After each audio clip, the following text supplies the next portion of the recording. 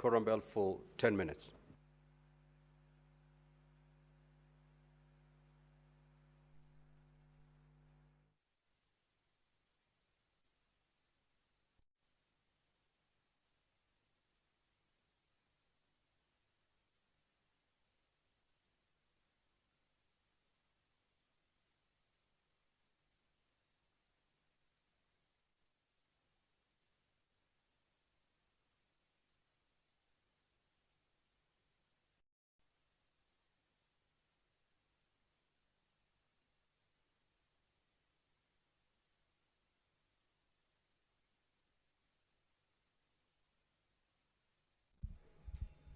The business at the Senate has already commenced this morning, but upon the commencement, we got a small hitch as the House lacks quorum to commence business this morning.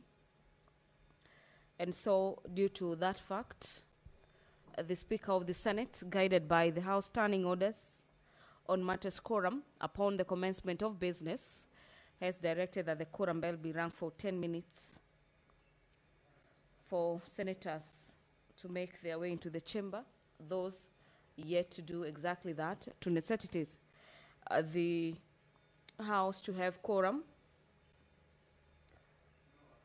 Away from the CS for Labor and the CS for Small and Medium Enterprises, we also expect the CS for Health to appear before the Senate plenary. The CS for Health has a majority share of the questions in today's order paper, where senators are seeking answers and clarifications on a number of issues. Senator Tom Ojenda, the senator for Kisumu, will be leading that question time directed to the CS for Health, CS Eden Duale. The Kisumu senator wants the cabinet secretary to explain the terms of engagement between personnel from the Ministry of Interior and National Administration and the Ministry of Health. This is in the ongoing registration of Kenyans to the Social Health Insurance Fund, SHIF. What are the specific roles of the personnel in the registration process? And could the Cabinet Secretary indicate if they are receiving extra incentives? And if so, state the amount they are being paid per day. And clarification of whether there are established guidelines for the operations of the personnel to ensure that the vulnerable persons, particularly the poor and the elderly, are not being coerced or unduly influenced to register for the programs.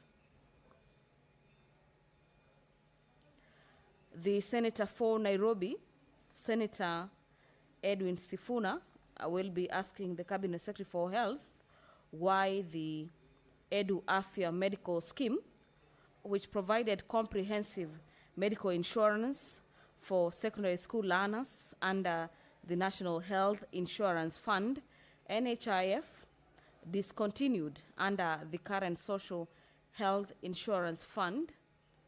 This is the SHIF program.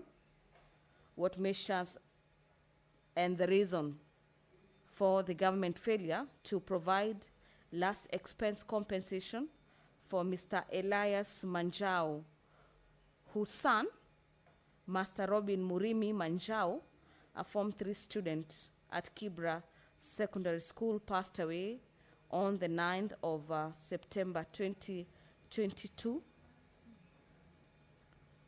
This is a question to the CS for Health on matters of provision of a comprehensive medical cover that will be sought by the Senator for Nairobi, Senator Edwin Sifuna. Upon the reply of every other question, the senator whose the question originates from has the leeway to ask a supplementary question before the other senators are given time to seek clarification or ask questions that are related to the primary question. The newly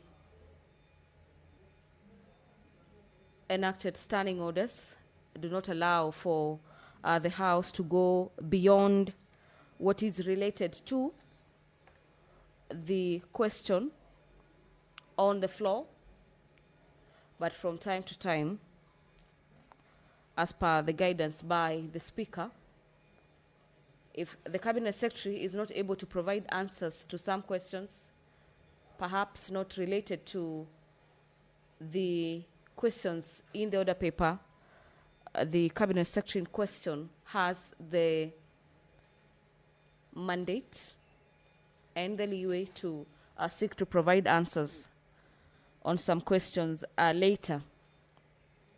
The Senator for Makueni, Senator Daniel Manzo, will be asking the Cabinet Secretary for Health to provide a detailed breakdown of the management and utilization of Tobacco Control Fund, specifically outlining how funds have been received and allocated as stipulated by Section 7 of the Tobacco Control Act of 2007.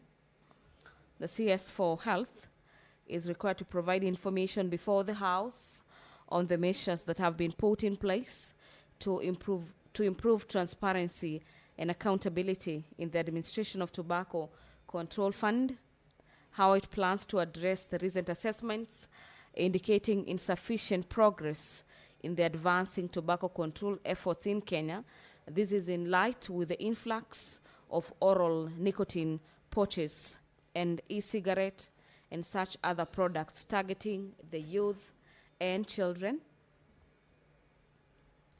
The Senator for Makueni also states that in the light of the 2015 court case under petition 143 on the constitutionality of the tobacco control regulations, the CS for Health will be required to provide details on how the ministry has ensured compliance with the regulations, particularly regarding the solatium contribution from tobacco manufacturers and importers. And finally, how tobacco control is being coordinated within the ministry and across the country, especially in the context of devolution. These are questions directed to the CS for Health, seeking to understand how the ministry and the government at large is controlling the consumption of tobacco in the country. These, as senators are making their way into the chamber this morning to allow the House to raise quorum,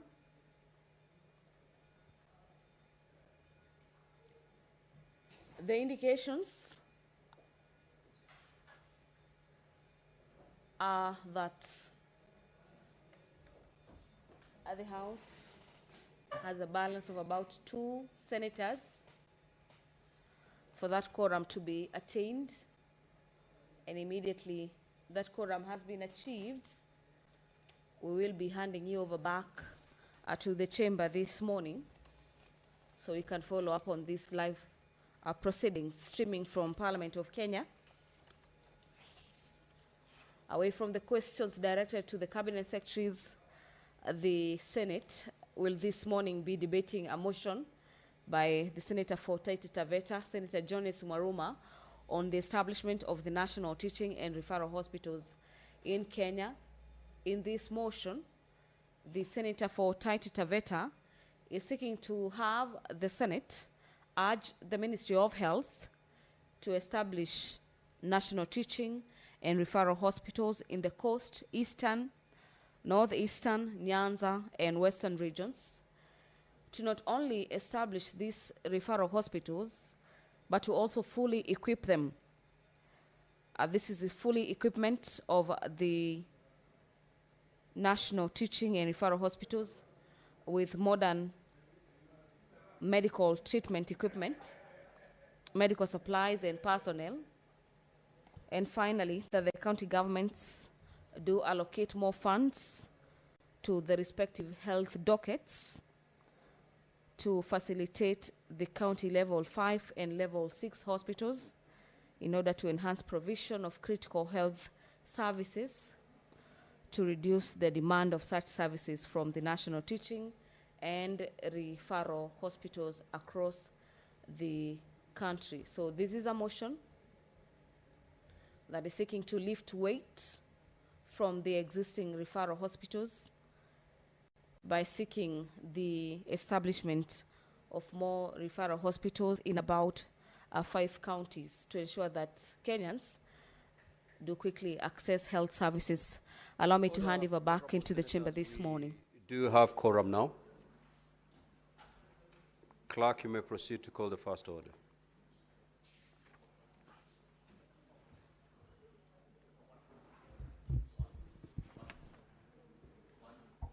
Order number 1, administration of oath. Order number 2, communication from the chair. Order number 3, messages. Order number 4, petitions. Order number 5, papers. Order number 6, notices of motion. Order number 7, questions and statements. Now, honorable senators, we do have 7 questions for the day, and we have 3 CSs, and therefore time will be of the essence as we try to handle all the 7 questions. Therefore, each question has been allocated a maximum of 20 minutes. The question by Senator George Mbugua directed to the CS in charge of labor, that is question number 057, will take us to 10:06, and thereafter we will move to the next question. Clerk, you may now usher in the CS.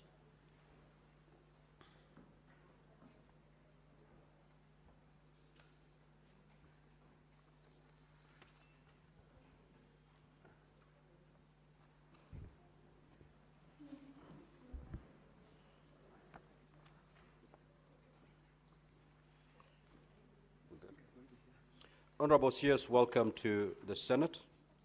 You are here primarily to respond to question number 057 by the Honorable Senator George Mbugua. Senator Mbugua, you may now proceed to ask the question.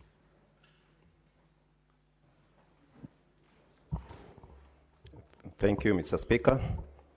And Waziri, welcome to the Senate. I rise to ask question number 57. 1, could the Cabinet Secretary provide an update on the reinstatement of the Disability Mainstreaming Indicator, the DMI, in the performance contracting guidelines for the current and future financial years? And B, what actions have been taken against the public institutions that failed to submit data on the employment of persons with disabilities as indicated in the 2024 Status Report on Disability Inclusion? And 3, what measures have been put in place to ensure that the Public Service Commission assumes responsibility for enforcing the 5% requirement for the reservation and employment of persons with disabilities in all public institutions? Thank you, Mr. Speaker. Honorable CS, you may now proceed to respond. Good morning and thank you, Mr. Speaker, sir. Thank you very much, Senator Mbugua, for this wonderful question, and thank you for the Senate for giving us an opportunity to talk about this very important issue.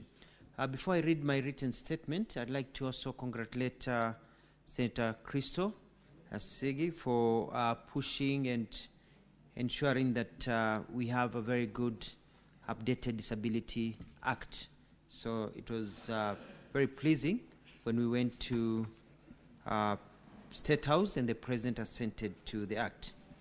My response is as follows.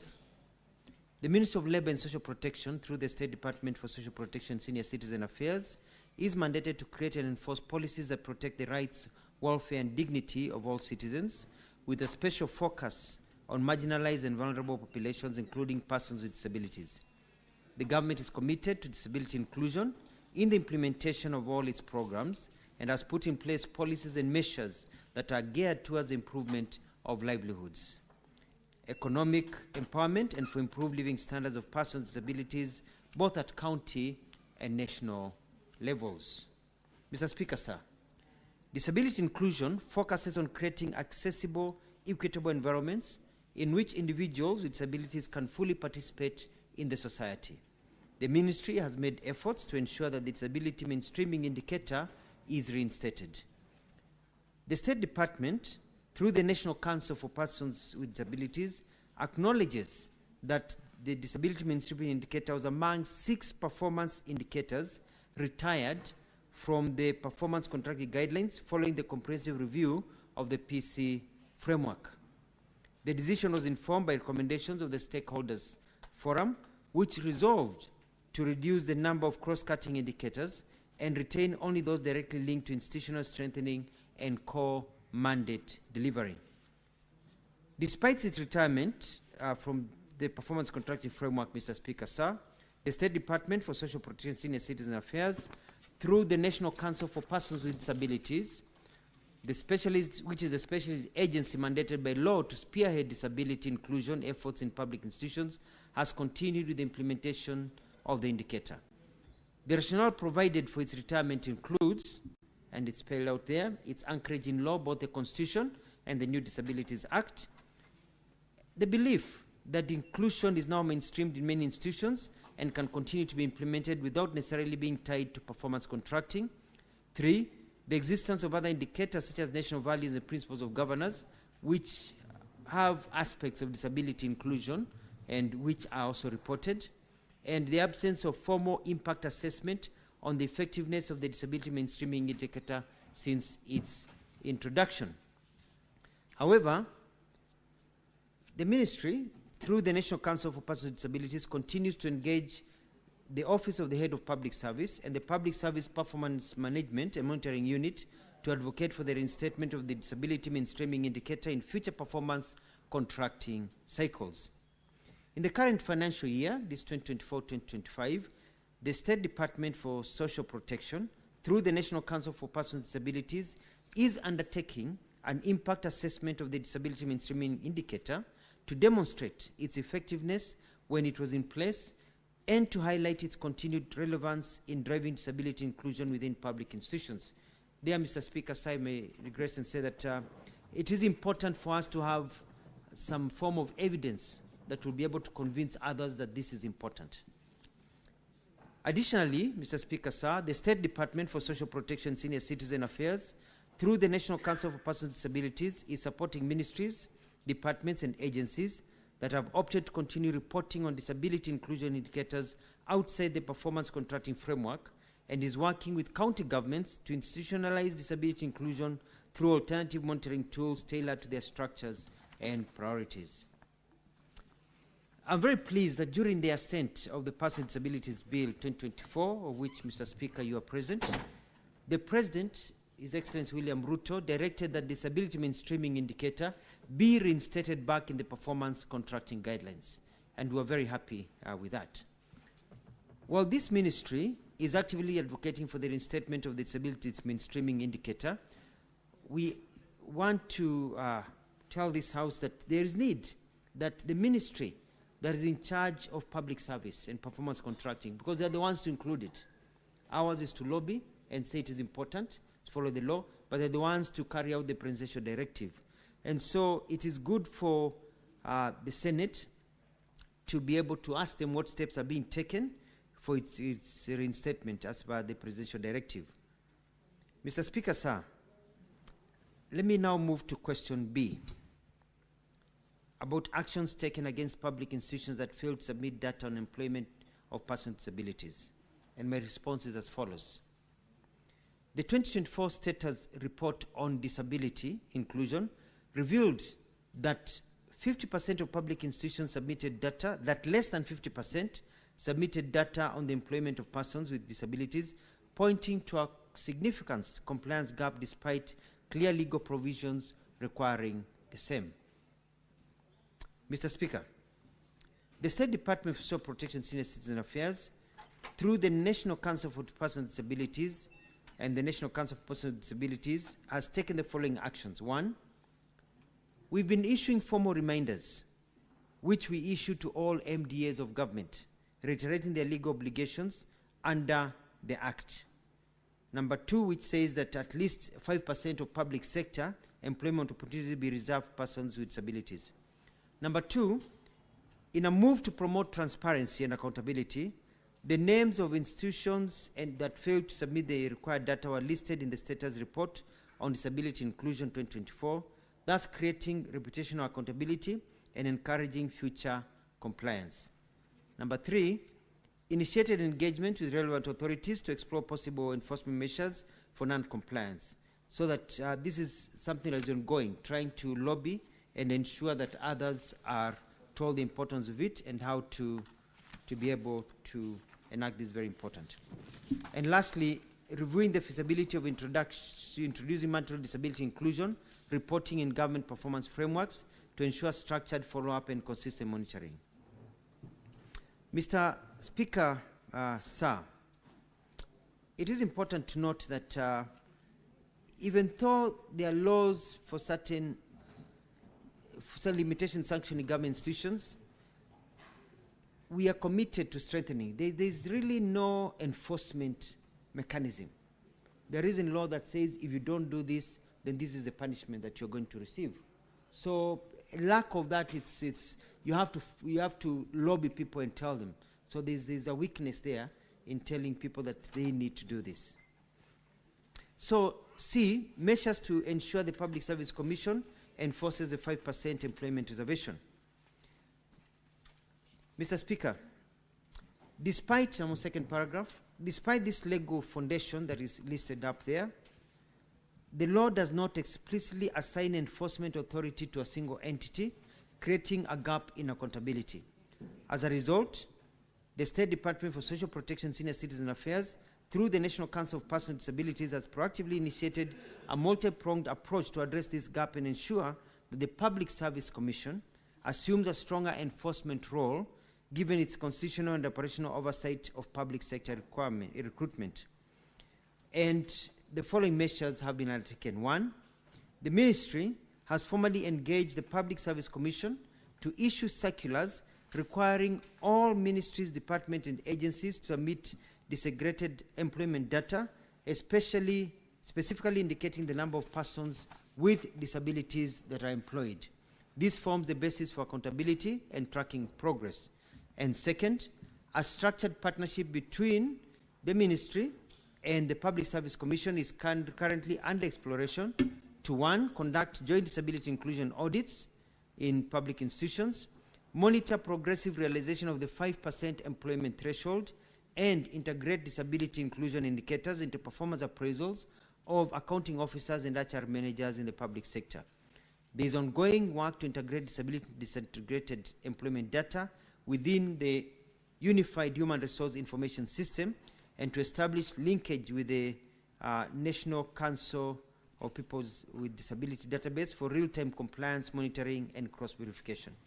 Finally, Mr. Speaker, sir, all these steps are part of a broader strategy for transition disability inclusion from a goodwill-based effort. And I think this is very important. It's important to transition this from a goodwill-based effort to a right-based, structured, and enforceable obligation. Achieving full compliance with the constitutional 5% employment requirement will require continued commitment and coordinated action across all arms of government. Thank you, Mr. Speaker, sir. I submit. Senator Mbugua, do you have any supplementary question? Yes, Mr. Speaker, sir. CS, first of all, I'm not satisfied with the answer you have given because on many issues you just given some general indications without specifics. I would want to know from your response on page 2, you have indicated that there are some alternative monitoring tools which have been used. Would you tell this House which tools are these and where they have been applied? And secondly, Mr. Speaker, in the absence of the performance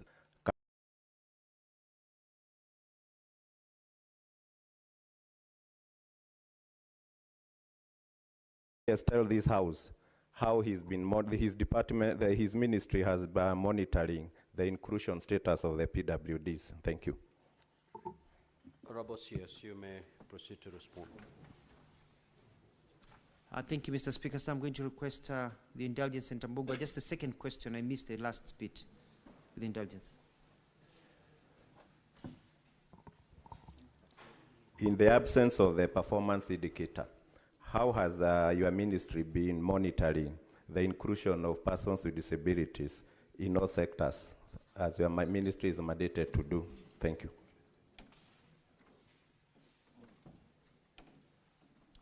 Thank you, Mr. Speaker, sir, and thank you, Senator Mbugua. Some of the alternative ways of monitoring have been through what you call performance appraisal. So they have been in the forms of performance appraisal of HR officers and also leaders of certain sections. So you are asked, have you been doing this? So that's part of the system. But as I said, there needs to be a better and improved system. And what I've told my officers after the Disability Act was passed is that we have to sit down, and we agreed during a Senate Labor and Social Protection Committee meeting that we'll be sitting down within the next 4 weeks with Senator Christo Asige. She said we invited her to come and sit with us so that we could go through modules of how to enforce and ensure some of these performance issues are indicated, and also how data is collected, because one of the challenges we face in this country is getting proper data.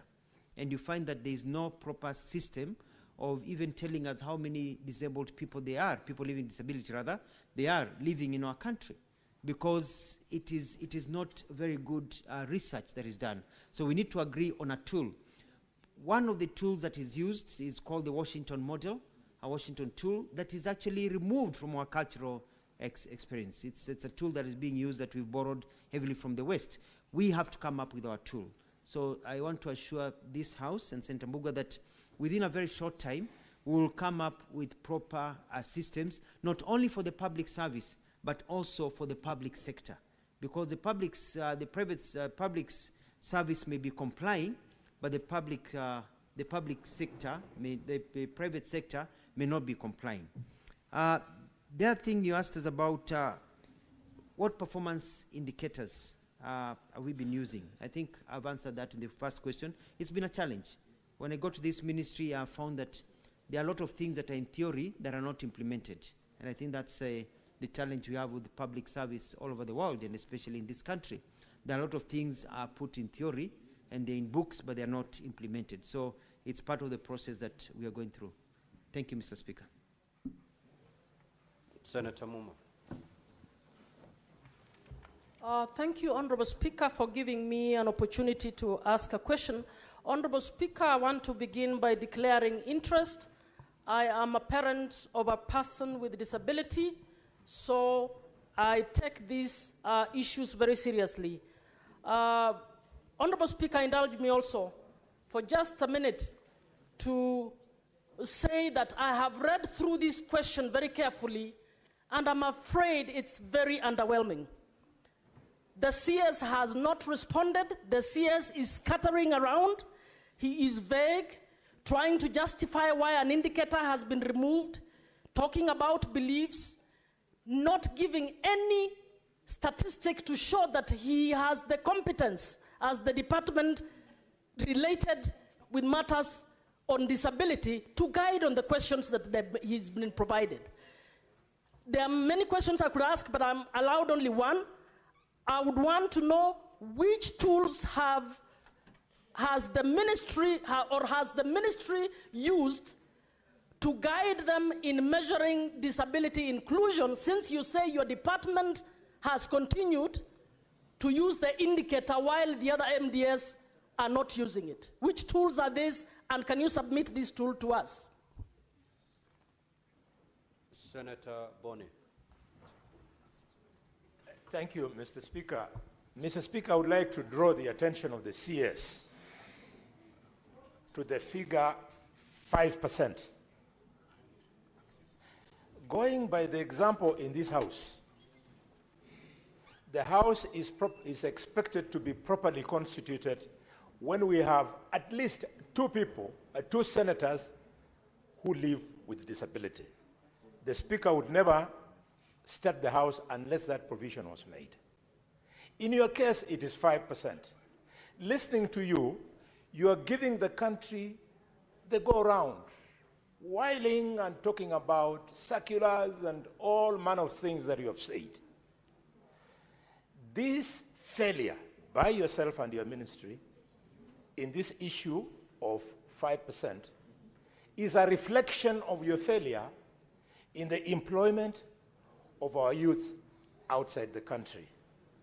Those youths have asked me this morning, because they knew you were coming, that I demand of you, which I now do, that you resign Senator, as the cabinet secretary in the Senator ministry. Are you willing to do so that you can be properly investigated? Senator Boni, Honorable CS, you can disregard totally that statement by Senator Boni.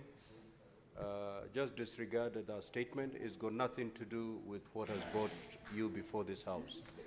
Senator Enoch. And honorable senators, let us stick to our standing orders. Let us stick to our standing orders. Let us ask supplementary questions. Supplementary questions must flow from the primary questions. And Senator Boni, you're lucky I did not rule you out of order. So please, don't push the chair to those limits. Senator Enoch, proceed. I'm wondering who is out of order Senator now. Enoch has not even uttered a word. What is out of order about that? Proceed, Senator Enoch. Senator Boni, just take your seat. We've relaxed. It's my time. Thank you, Speaker. The Speaker, my question flows from the response of the CS on part C of the question asked by Senator Mbugua on the issue of the ongoing work to integrate disability employment data within the Unified Human Resource Information System. So, Speaker, the question that I am grappling with is the CS indicates that as things stand now, treatment of issues to do with persons with disability is based on goodwill. And you say that there is a transition now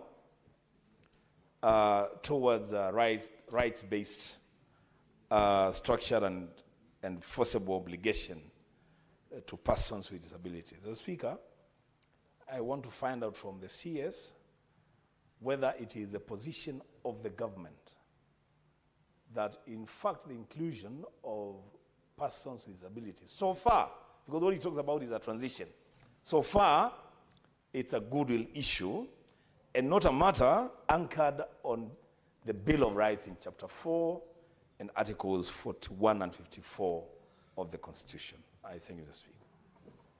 Honorable CS, you may proceed to respond.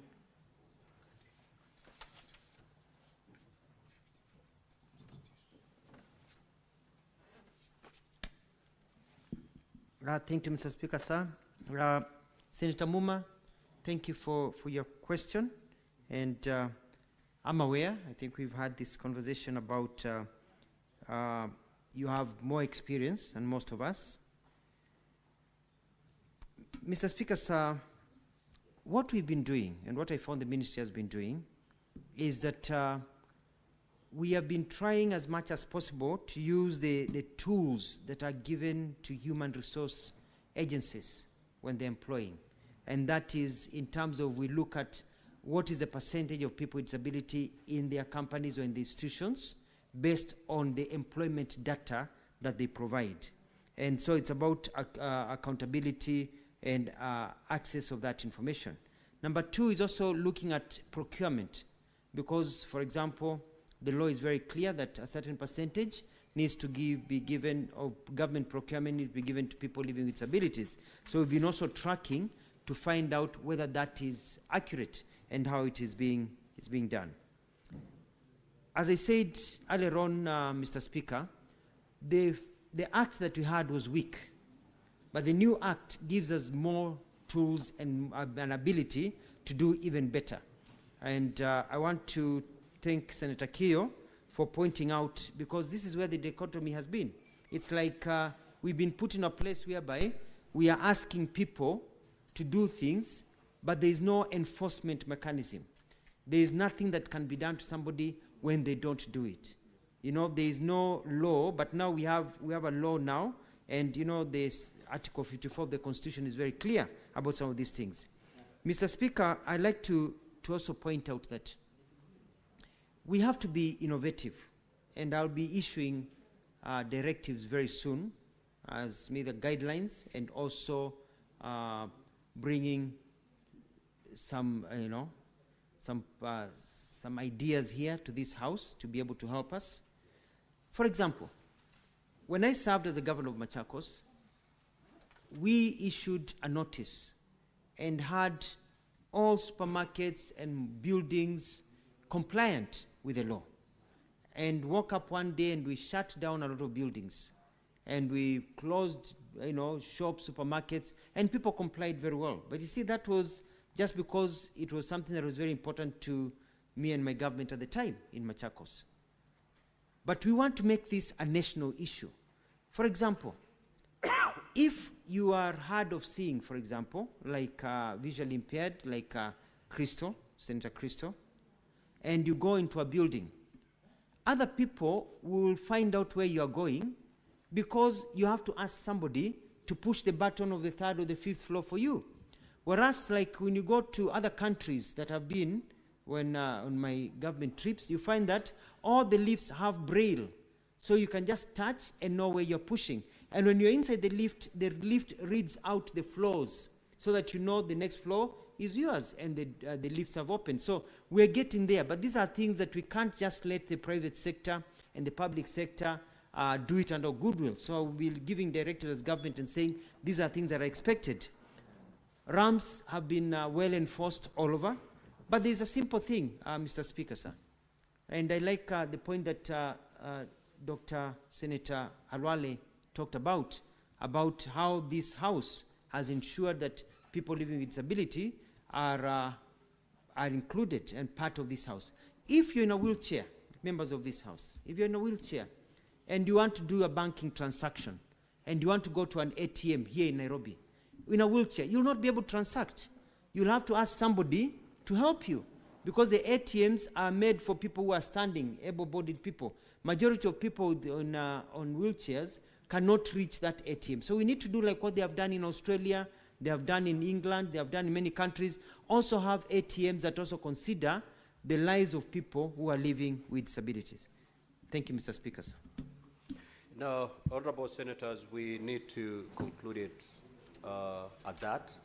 It is now 10:12. We will move to the next question. Now, honorable senators, we have, for lack of a better word, wasted 15 minutes of this question because we did not raise quorum at 9:30. We started at 9:45. So please, honorable senators, question time, let us be in the House by 9:30 so that we can take full advantage of time and interact with the CSs longer. Having lost 15 minutes, at no fault of the CS, we are going to release the CS at this juncture and usher in the CS in charge of cooperatives and micro and small medium enterprises. Honorable CS, you are released. You may leave at your pleasure.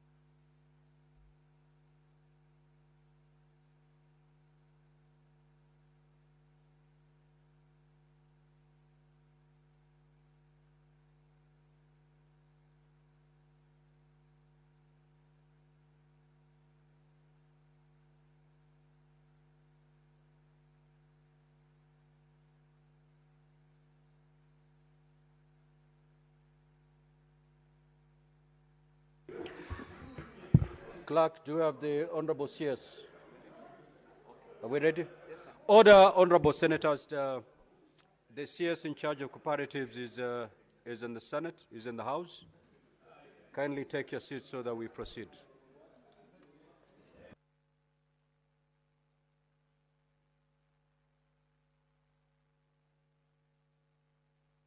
Now, Honorable Senators, there are two questions that are directed to the Honorable CS. Each question is allocated 20 minutes. So we will terminate at exactly 10:55. And thereafter, we will usher in the CS in charge of health. Now, the first question directed to the CS is question number 065 by the Honorable Joyce Korir. Honorable Senator, you may proceed to ask your question.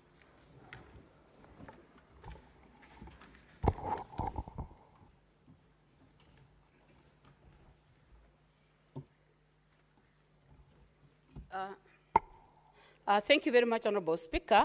Allow me to welcome the CS to this sitting. And Honorable Speaker, I will go direct to ask my question, which is one, or A.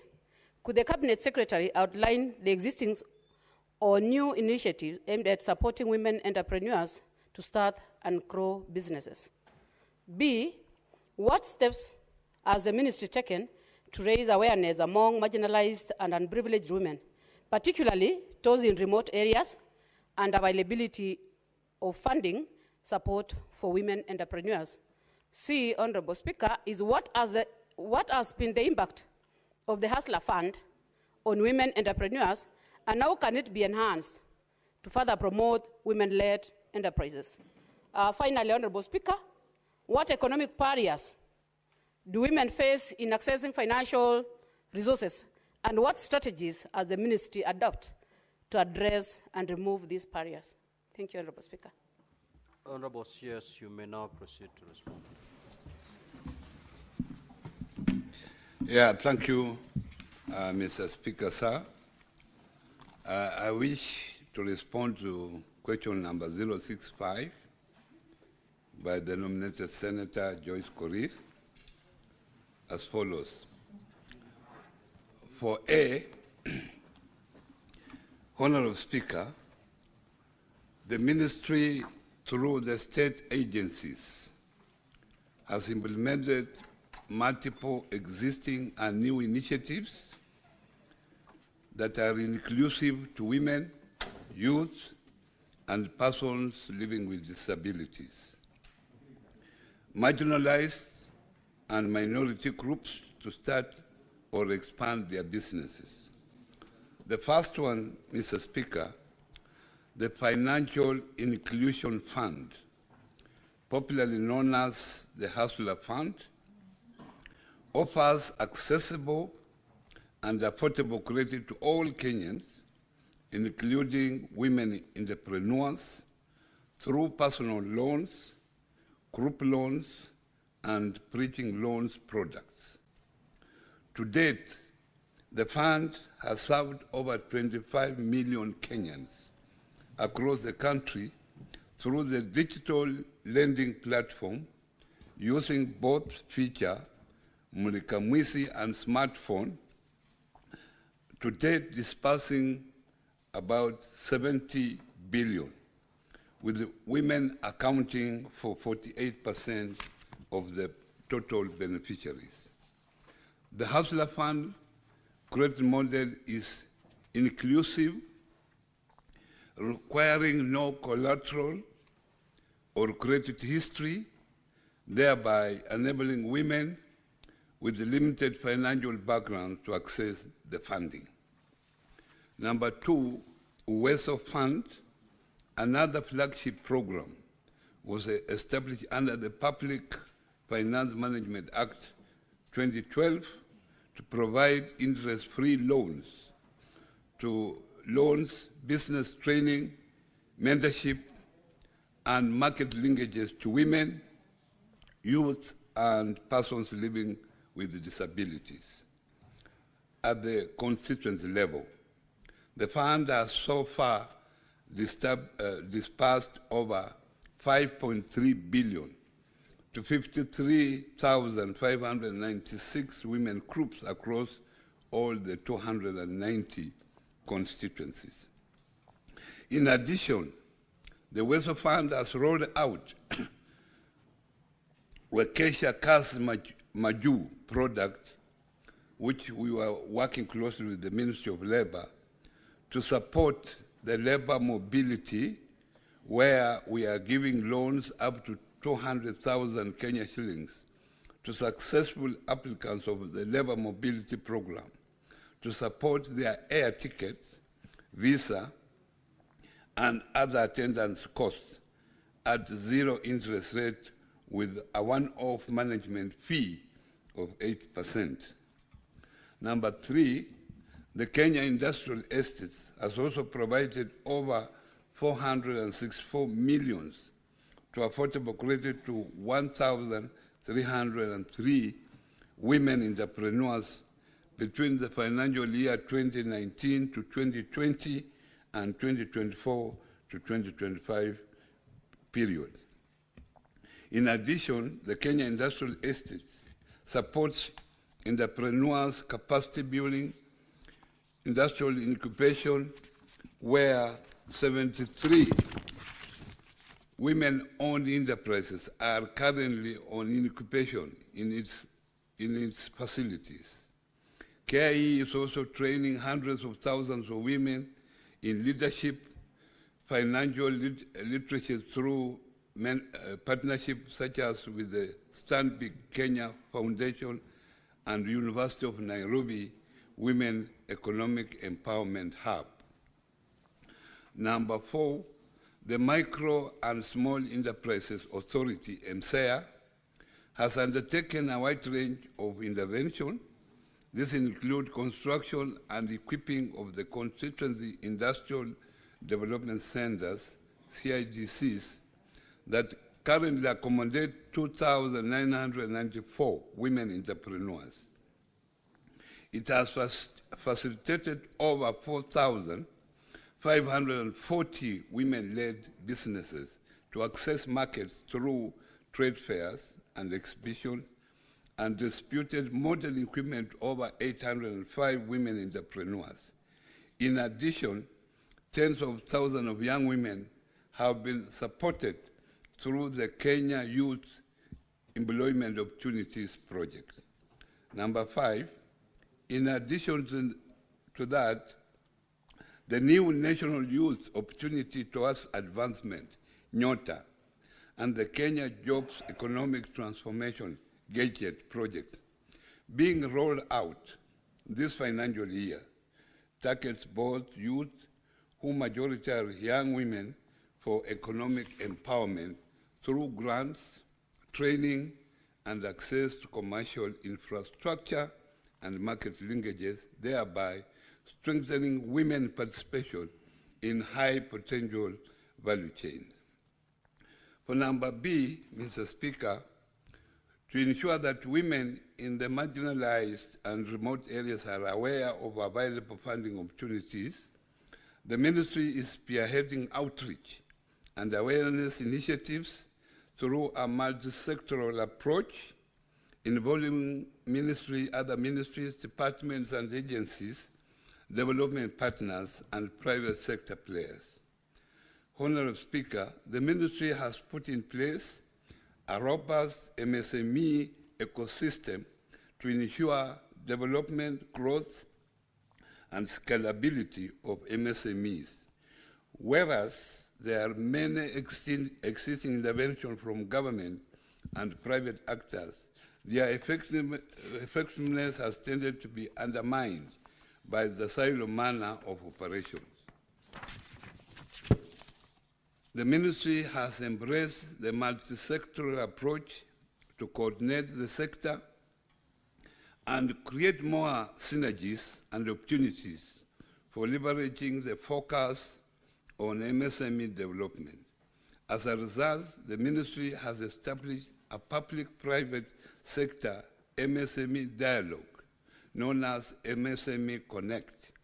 This initiative was launched on 14th March 2025, this year in Nairobi, And the plan is to go across the country and hold county-level forums that will converge local actors and discuss opportunities, address emerging challenges within the prevailing local context, and offer solutions. The next Kenya Public-Private Sector MSME Dialogue will be held in June this year in Embu County.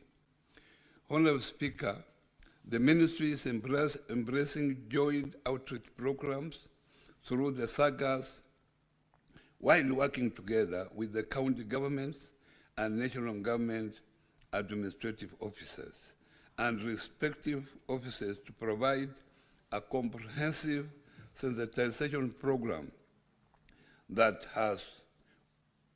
outlines opportunities in the entire ecosystem, including financing, capacity building, and market linkage. For instance, in April and May this year, teams from MSEA and Hustler Fund, Weser Fund, and KIE had a sensitization meeting in Kakamega County and Marsabit County, and they collaborated with the Ngao and the Office of the Advisor to the President on Women Affairs, Youth Enterprise Development Fund, Women Enterprise Fund, among others, to conduct awareness on the economic empowerment opportunities within and out of the government, including how to access government procurement opportunities program. Honorable Speaker, it is only through such coordinated approach that the majority of Kenyans at the bottom of the economic pyramid will be reached and linked to opportunities that grows and scales their enterprises. For number C, Honorable Speaker, the impact of the Hustler Fund on the women entrepreneurs has been considerable, with women accounting for 48% of over the 25 million total borrowers. In addition to enabling over 70 billion circulation into the economy, the fund has provided a credit card to its beneficiaries to enable them access credit line through a dignified manner. As of today, with a credit limit of 500 shillings, beneficiaries can confidentially have a fallback plan to meet their needs and avoid shame and fear that comes with borrowing. Good borrowers have had an opportunity to grow their credit limits, and as today we have beneficiaries who are borrowing up to a maximum of 150,000 Kenya shillings on the new bridging loan product. The saving component has mobilized over 4 billion in both voluntary and mandatory, promoting a saving consciousness among Kenyans as a de-risking mechanism to their livelihood. The credit history of all beneficiaries has been crystallized into a 9-band Hustler Fund behavioral rating system, ranging from A1 to C3, and this form excellent to this A1 is excellent to very poor rating of C3, respectively. We are institutionalizing the credit score towards market utilization to accord the high scorers a soft collateral that will unlock for them access to enhancing financing. Honorable Speaker, with respect to women, everybody agrees that they are good borrowers, and even the banks will tell you as much. However, the good borrowing attributes to women has not found its way to the banks to accord them a preferential access to financing. Our women, regardless of their good demonstration of good behavior are still subjected to hard collateral such as land title deeds, pay slips, and properties which most have no reach. The Hustler Fund rating will therefore institutionalize the collateralize these good borrowing attributes of women to inform their creditworthiness and eventually move to our credit market from fixation on hard collateral to soft behavior based to deepen financial inclusion at the bottom of the economic pyramid and enable majority of our people to be served. A comprehensive socioeconomic impact study is in the process to measure long-term effects. Plans to enhance the fund's support to women include introducing dynamic loan limits tied to individual repayment behavior and integrating savings and pension components to build long-term financial resilience among women borrowers. For D, Honorable Speaker, the women entrepreneurs in Kenya face several economic barriers in accessing financial resources, many of which stem from structural inequalities and systems challenge. Among the most prevalent barriers are lack of collateral due to limited asset ownership, limited access to formal financial history, low level of financial literacy, high costs associated with registering and formalizing business, cultural and societal norms in some regions further restrict women's participation in enterprises. Informality remains a major issue as many women operate outside the formal financial system, which limits their ability to access credit. Honorable Speaker, the response to these economic barriers, the Ministry has deployed a variety of strategies as follows. One, I have already mentioned about Hustler Fund that has eliminated traditional requirements like collateral and credit history, offering loans based on mobile money profile and repayment behavior. It also promotes savings and retirement planning through embedded product features. Wealth Fund supports women participation in local leadership and decision-making by ensuring their representation in fund committees and has advocated for simplified business registration process, such for single business permits. The fund also emphasizes capacity building to improve women's readiness for entrepreneurship and market participation. Kenya Industrial Estates has introduced group guarantee loans using social collateral, allowing women without assets to access credit through mutual trust within groups. KIE also provides affordable credit with flexible repayment terms and supports mentorship, coaching, and exposure visas to strengthen business acumen. MSEA provides a direct grants in incubation in constituent industrial development centers, value chain integration, and targeted training. The proposed establishment of the Women in Business Unit within MSEA is a major policy shift aimed at institutionalized support for women, addressing access to finance, mentorship, ICT, and sustainable business development, while advocating for gender response policies and regulatory reforms. In conclusion, Honorable Speaker, the Ministry remains steadfast in its commitment to empowering women entrepreneurs and dismantling barriers to their full participation in Kenya's economy. Through the coordinated efforts of the state agencies, the Ministry has delivered impressive results and continues to scale efforts through grants, training, financial inclusion, market access, and infrastructure support. The Ministry is steadily building a more inclusive MSME sector where young and women are equipped, empowered, and resilient amid Kenya's evolving economic realities. Going forward, Mr. Speaker, the Ministry will strengthen the institutional framework for supporting women entrepreneurs and align these efforts with the national development priorities under the Vision 2030 and the bottom-up economic transformation agenda. Thank you. Now, we'll take question number 078 before we come to supplementary questions. Now, Honorable CS, you've already circulated your written response. Try to paraphrase so that we save on time. Senator Karen Nyamu.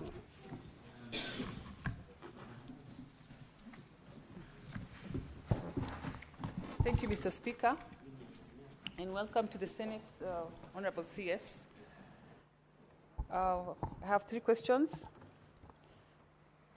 What initiatives is the ministry undertaking to foster the growth and resilience of youth and women-led MSMEs amidst the current economic climate, and how are these programs aimed at improving the representation and benefits in the sector?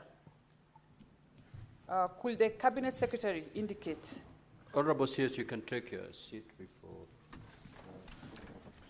When you're responding, then you can. Okay. Stand. Could the Cabinet Secretary indicate when the Deposit Guarantee Fund and the integrated digital lending platforms for cooperatives will become operational? And could you please outline the measures in place to protect the members and to harmonize cooperative policies across counties to ensure consistent policy framework and promote intergovernmental cooperation?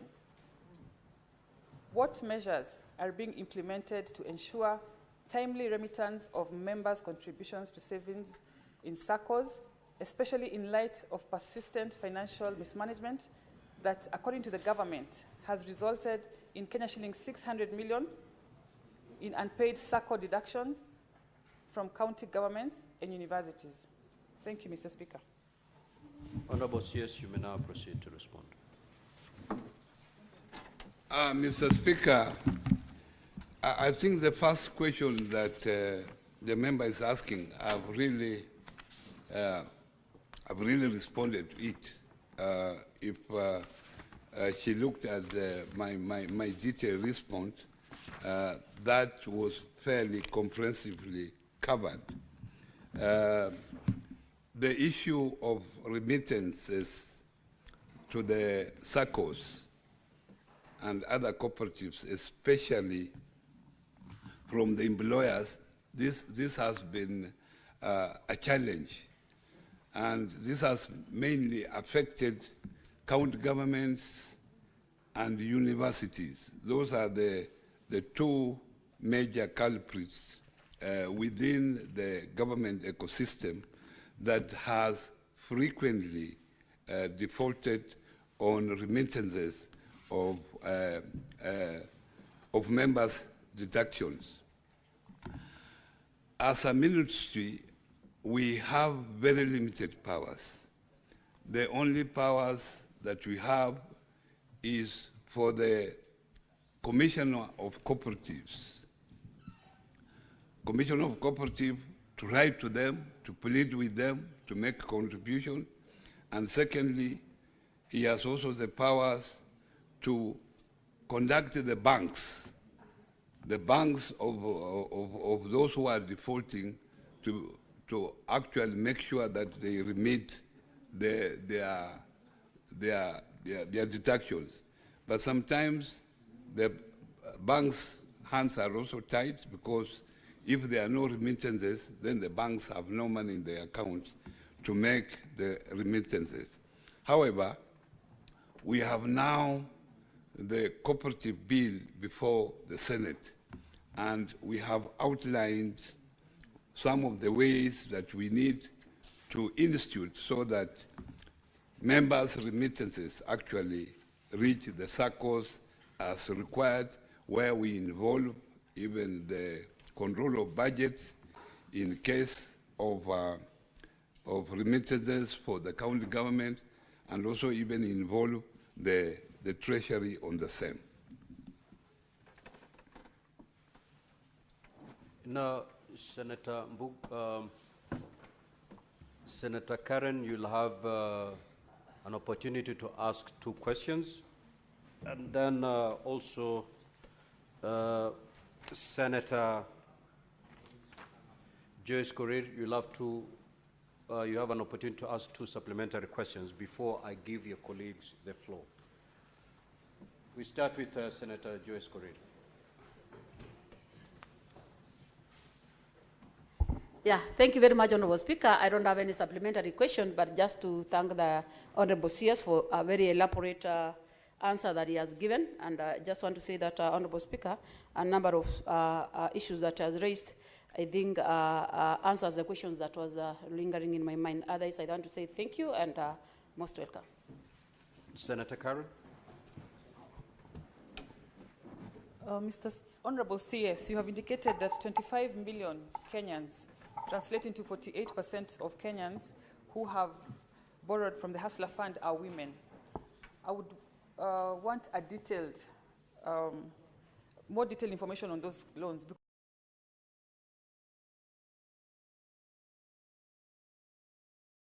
At the onset, Kenyans used to borrow money from the Hustler Fund just to test if it works.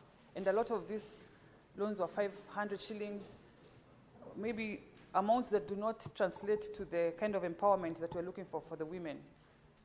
If we can have the details and the nature of these loans, is it group loans, is it individual loans, what are the amounts that women are accessing through the Hustler Funds? And on the Kenya Industrial Estates, you have elaborated very well what you're doing to empower women, and a lot of detail on the women. I've had nothing. You have not given any breakdown, similar breakdown that you have given on women. I have not seen it on the youth. And you know, right now, one of the biggest problems we have in this country is a youth unemployment.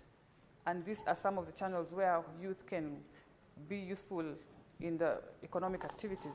So can the CS give a similar breakdown on the efforts made towards the youth in this by KIE? Thank you. Honorable CS, you may proceed to respond. Yeah, thank you, Mr. Speaker. Mr. Speaker, on the first one, where I said that the majority of borrowers are women, 48%, as you are aware, the Hustler Funds is a digital platform-operated systems, and these are the figures we get on daily basis. Mr. Speaker, if I was to bring a detailed list of the 48%, maybe you will not be able to carry it, because this is a digital system. However, I'm very much willing if the member can conduct me so that I take her through how we get these figures. And we have Safaricom as a service provider that gives us this information on daily basis. So if it means printing it to prove that... Honorable CS, is this information contained in the ministry's website? Yeah, it is. Then it is contained in the website. It is even on my phone now. It's information that I can pass it to her, because this is the information we get on daily basis. So I can avail that, and I can even put you to be part of the WhatsApp so that you can get it on daily, or you can get it on daily basis. Secondly, on the issue of the youth, that is, I think, is another question. The question asked by Honorable Korir was actually on women. So if she needs details about the youth, I just mentioned the youth, by the way, to show that we are dealing with all vulnerable groups. But if she needs a detailed response on the youth, that is now another question which I can deal with later, Mr. Speaker. Honorable John Yutu. Honorable Onyonka. Honorable Oroba.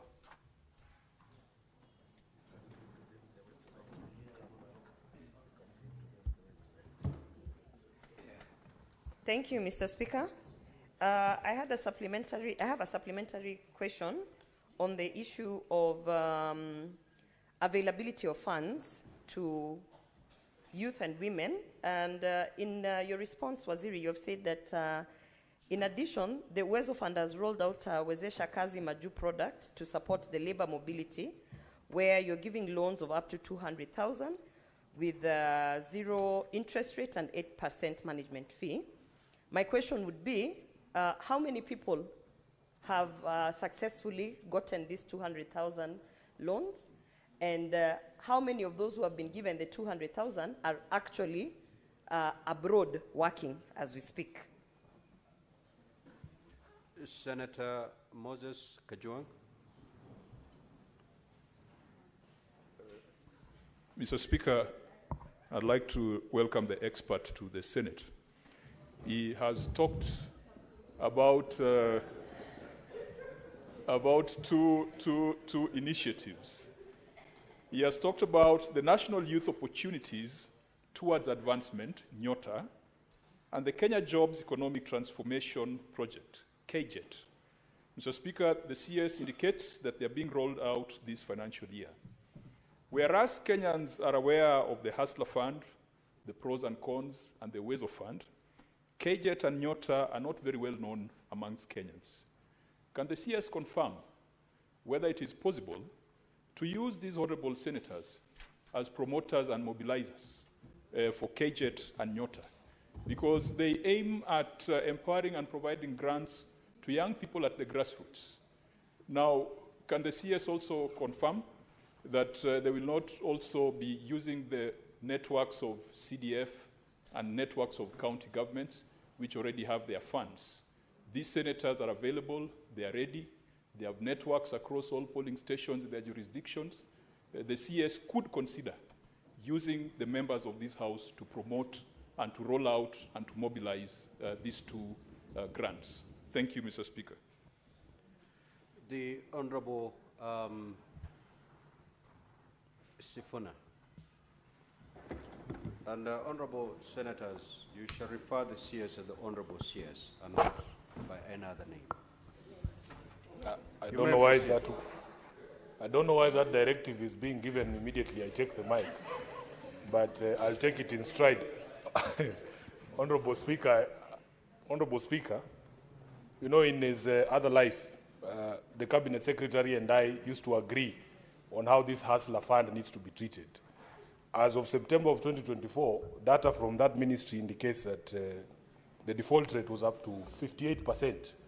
That is about 14 out of the 24 million people who are borrowing on that platform are classified as defaulters. I want the Honorable CS, because in his other life he was very clear that we need to hold the President to his promise that this Hustler Fund was supposed to be a grant and not a loan, and that therefore the people who borrowed this money need not pay that money back. That was the position we held together with the CS. I want him to confirm, Honorable Speaker, what plans are there to make sure that the people who are listed as defaulters of this particular Hustler Fund are made to pay back this money, now that he has taken a diametrically opposite position, that this money needs to be paid back. Honorable Speaker, I thank you. Senator Fernandez.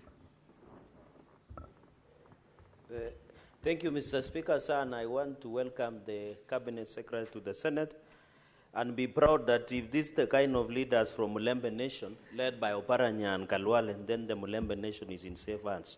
Mr. Speaker, my only...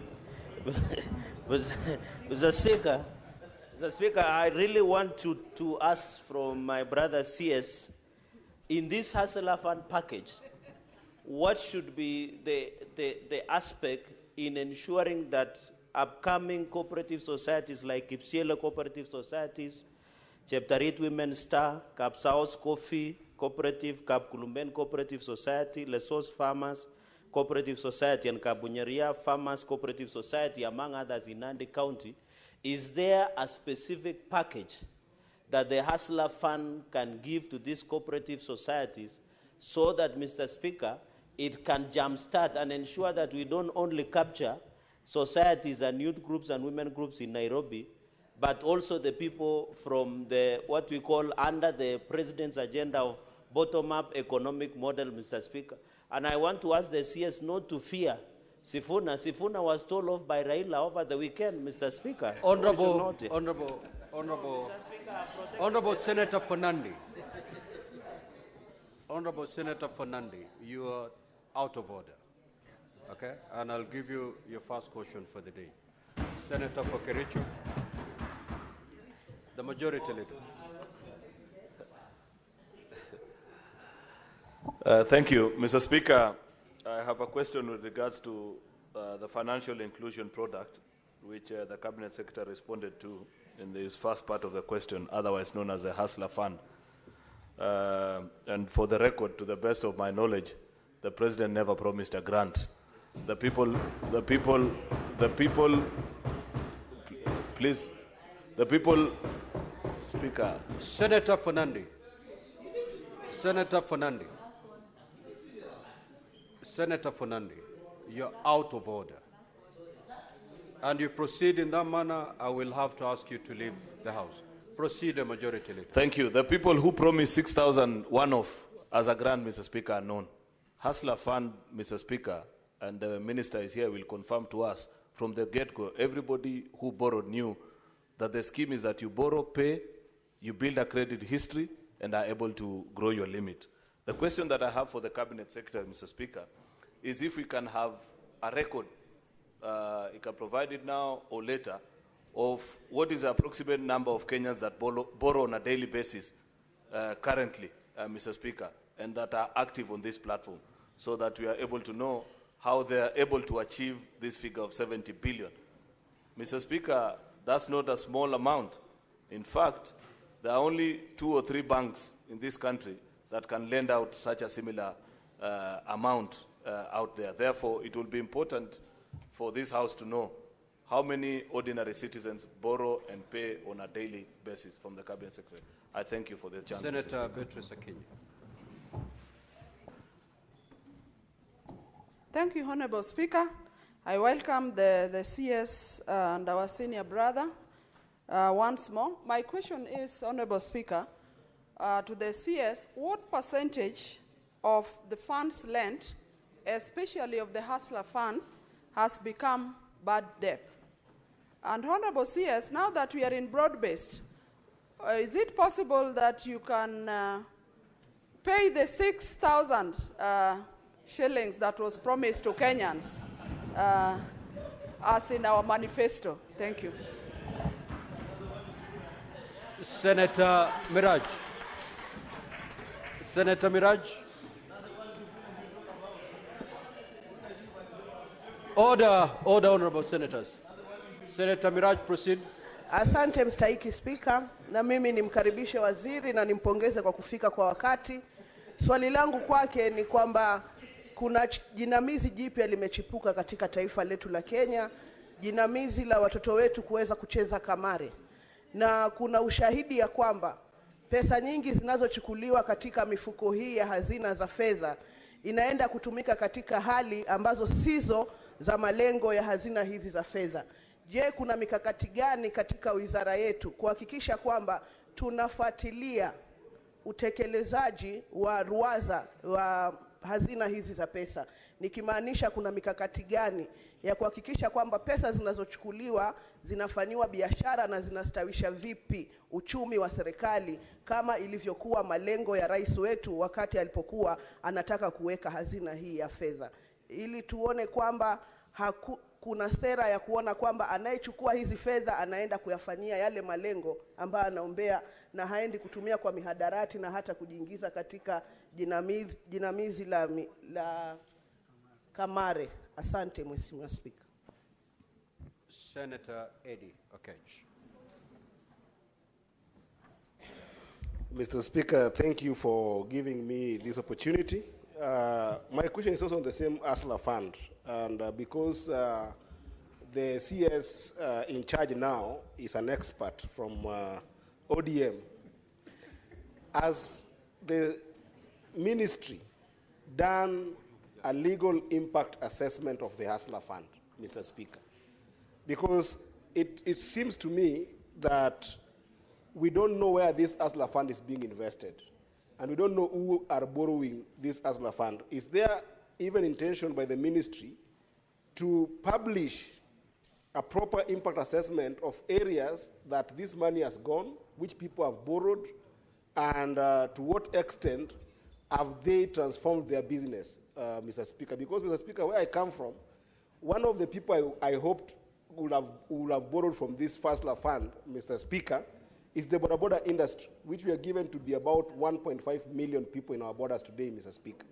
But the border border industry is still going to very expensive solutions in terms of people who are in the marketplace, giving them, Mr. Speaker, these loans at almost 60%, Mr. Speaker. If you look at what the border border are getting, even in terms of just the deposit that they're given to give to these funds like Watu Credit, Mogo, Progressive, they have to give sometimes up to 60,000, Mr. Speaker. And then within 3 years, they try to pay these funds.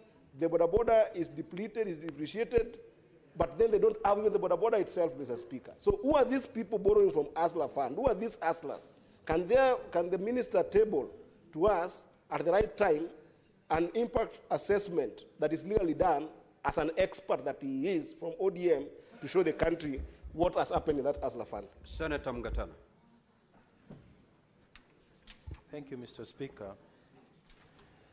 In your response, Waziri, when you are asked about how you have gone out of your way to explain the opportunities that exist for women by the Honorable Joyce Korir, especially in remote and underprivileged areas, you said that you have taken a multi-sectoral approach and you have gone to other places, and you gave the example of Marsabit and Kakamega. Now, in this Senate, we have 47 counties, Mr. Speaker. Now, 2 out of 47 is 4.25%. The question I wanted to ask you as a follow-up is, when are you coming to Tana River? When are you going to the rest of the other counties? Which program, when are you rolling out this program so that we can host you in our various counties to explain these opportunities to the other people? You did not tell us that program. It just ended that you've given Marsabit and Kakamega. We want to hear when you will be coming to the rest of the counties. I thank you, Mr. Speaker. Honorable CS, you may now proceed to respond. Thank you, Mr. Speaker.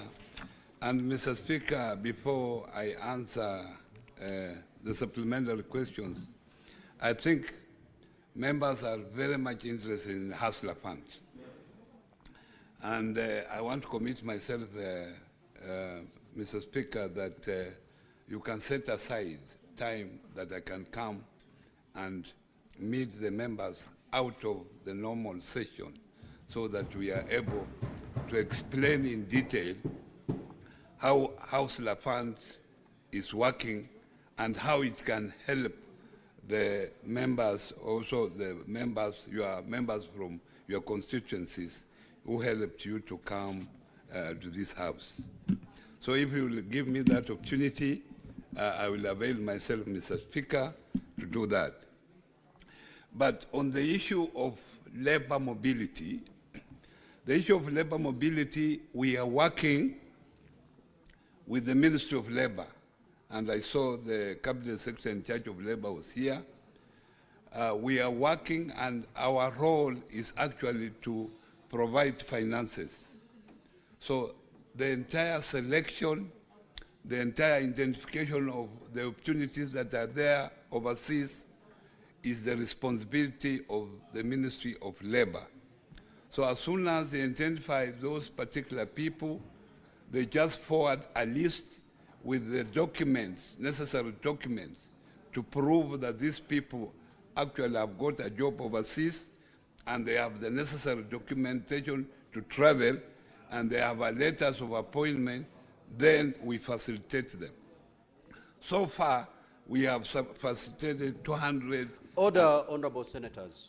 May we hear the honorable CS in total silence. Yeah, so far we have facilitated 268. Senator Beatrice Akinyi. 268 Kenyans. Senator Beatrice Akinyi. I thought you're the one who asked these questions. Proceed, honorable CS. Yeah, so far we have facilitated 268, but this, to know where they have gone, if they have not gone, that is the responsibility of the Ministry of Labor. My role is just to get a list with the necessary documents from the Ministry of Labor, and then we facilitate the financing. And my responsibility ends there. To know who went, who never went, where they are going, that information can be availed from the Ministry of Labor. On the issue of Nyota and KJet, honorable members, this is a very important initiative that you as members of parliament, you should get aware of, because this is a joint initiative with the Kenya government, with the World Bank, and it involves about 33 billion Kenya shillings. Already sensitization program is going on. Unfortunately, the sensitization program is going on with the members of the National Assembly because the selection of the beneficiaries is based on wards. So they thought that members of parliament would be the best ones with the member of the county assemblies, so that these people are sensitized to apply, and you have to apply on your phone. It's a digital application process. So unfortunately, the members of National Assembly have been sensitized, they are aware of it, and unfortunately the Senate have not been properly included, and I want also to commit myself that you are members of parliament, so you must be aware of what is happening, and I also commit myself that given opportunity, because this is a very important initiative, I'm ready to come and actually sensitize you or take you through the program. On the issues raised by my Secretary General, Mrs. Funa, I don't remember. I know we were in the same boat that time. Yeah, but I never heard of this money being a grant. That was the truth. I only was in the same boat when we were saying that this money should not be paid. But now I'm in a different boat. I'm saying that Kenyans who have borrowed this money should pay. Because I feel that this money is a good initiative that will help many Kenyans. Unfortunately, when such initiatives come up after an election, members of the public think that they are being rewarded. And that's why we had so many defaulters when the fund started. But let me assure members of parliament who are here that we are working on a system where we will ensure that this amount is recovered so that more Kenyans benefit from this money. But please note that out of the 20 million Kenyans that started borrowing from this fund, 2 million of them have proved to be good borrowers. And these good borrowers, we have introduced a bridging loan. These are the people who have been given a good limit, a better limit for them to borrow up to 150,000. So out of the 20 million, 2 million have been promoted to what we call a bridging loan, so they can be able to access this fund at 150,000. And let me tell you that this fund is working very well. It is helping many Kenyans despite the initial problems that we had. On the issue of Hustler Fund helping cooperative, Hustler Fund is a different product. It's a digital. We use a digital platform to access, use your phone. You do not interact with any individual. So it will be difficult to take that particular fund again, divert it to cooperatives. However, in the Cooperative Bill 2024 that is before the Senate, there is a provision of creating a cooperative development fund. And it is through that fund that now, based on how you will pass it here, that is the fund that we will use to support cooperative specifically. And it will be a levy collected from cooperatives, also government allocation to that fund, so that now we can scale up the operations of most cooperatives, especially those in the critical value chain. The issue of providing records, I've clearly said here, providing records of Hustler Fund. I've clearly said here, Hustler Fund is a digital platform facility. If you want a printout, I can do it. But if you go to our website, it will show you how it is operated. But I have committed myself that Hustler Fund is a critical fund that I think it helps a lot of Kenyans, that I will come here and explain to members so that they know how this fund is working. So I know there are bad debts. I've admitted myself that there are bad debts, and we're working to see how that can be recovered. But one member said that I paid the 6,000.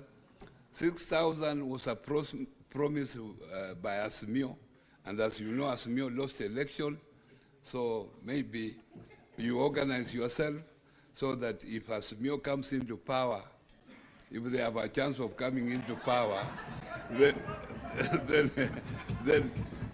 they can be able to pay for the 6,000, to pay for the 6,000 shillings. But we are in the Kenya Kwanza government. They have their own priorities, and since we are now under the broad-based, we are now working towards those agenda of theirs. Mr. Speaker, on the issue of us knowing how these funds are used, because one member of parliament here mentioned the issue of Kamari. With the Hustler Fund, it will be difficult for us as a ministry to follow what the individual use that money. But other funds like Kenya Industrial Estates, KIE, those ones we are able to follow, we are able to monitor and make respective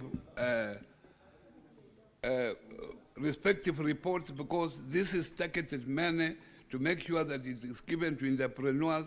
Those entrepreneurs use it properly, they pay back with interest of 8%, is a specific period, and is supposed to help the entrepreneurs to grow, to create more employment.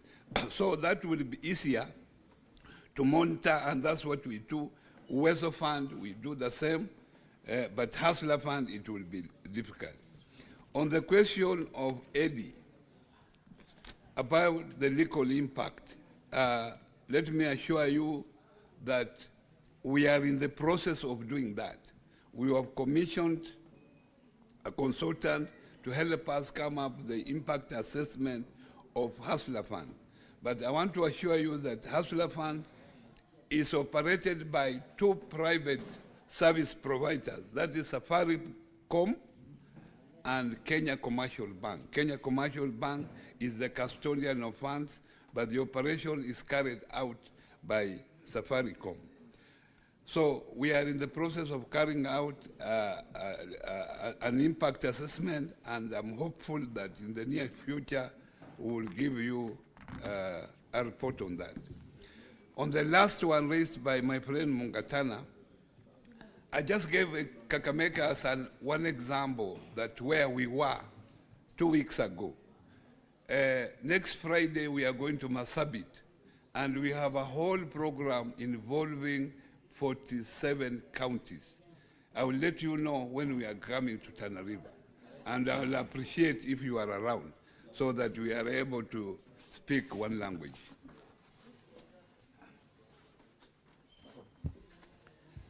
Thank you very much, Cabinet Secretary. I think we have come to the end of the session with the Cabinet Secretary.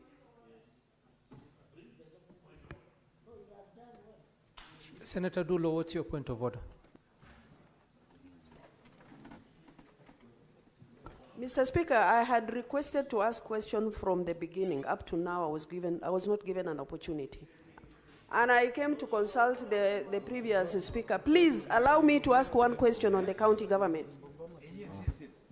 Senator Dulo, I have not been informed that you and Senator Nyonko had requested, but if you're talking about your name appearing on the schedule, there were several senators before you. And now, because of time, we had actually set a time to finish with the CS at 11. So if we could please allow... Okay, Senator Dulo and Senator Nyonka, I will allow you, but not less than a minute. Huh? Oh, Senator Nyonka, I'm being informed that you were called and you were not here, so your name was dropped. Senator Dulo, ask your question very quickly, in less than a minute.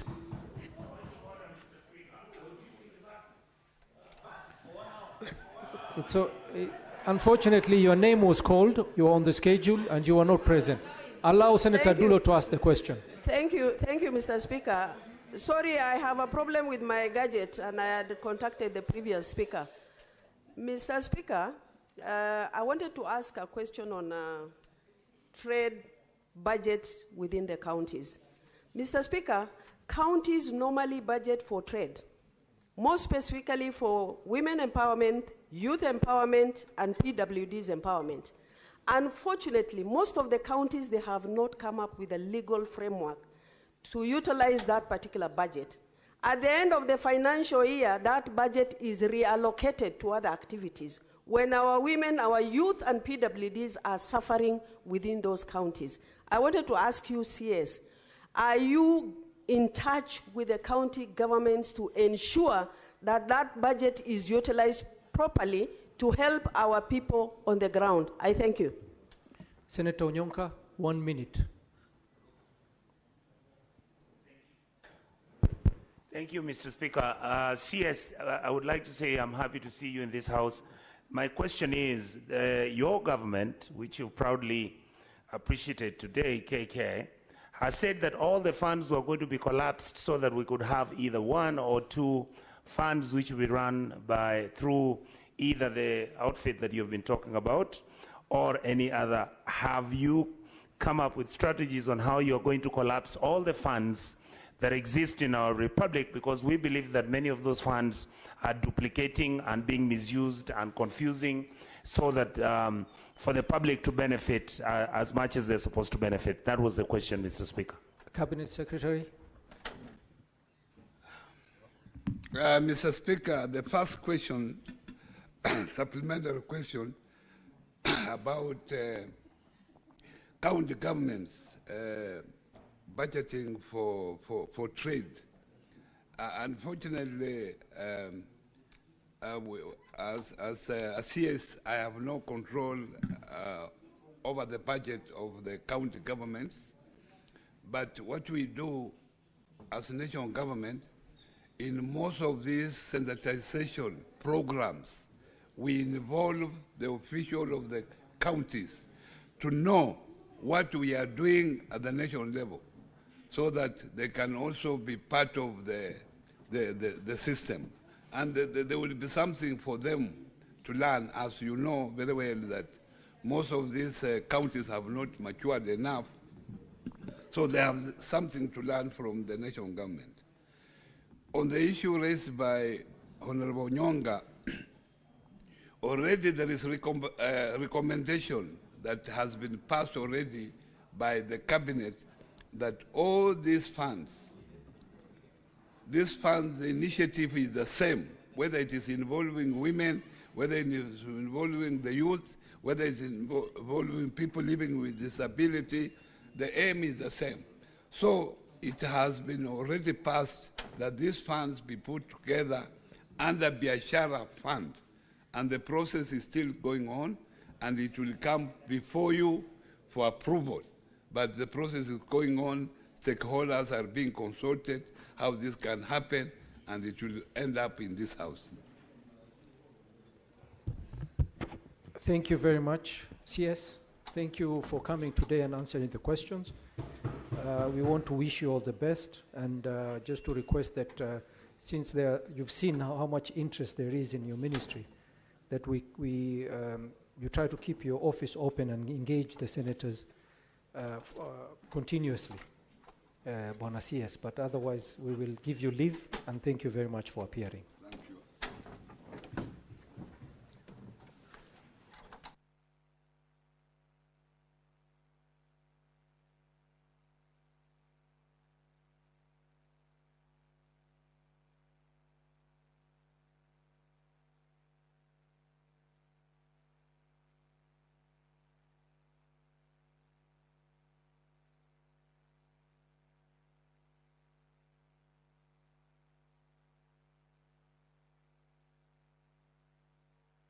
Honorable Senators, we're waiting for the CS Health so that we can proceed with the question time.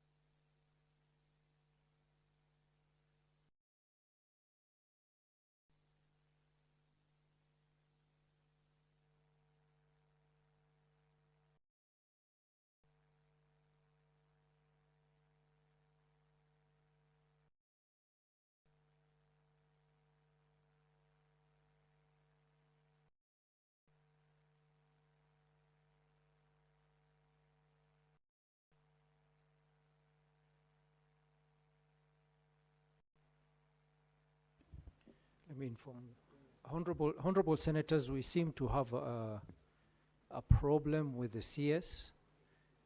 I'm being informed that the CS had scheduled another meeting with the committee at the National Assembly, at the same time with the plenary here.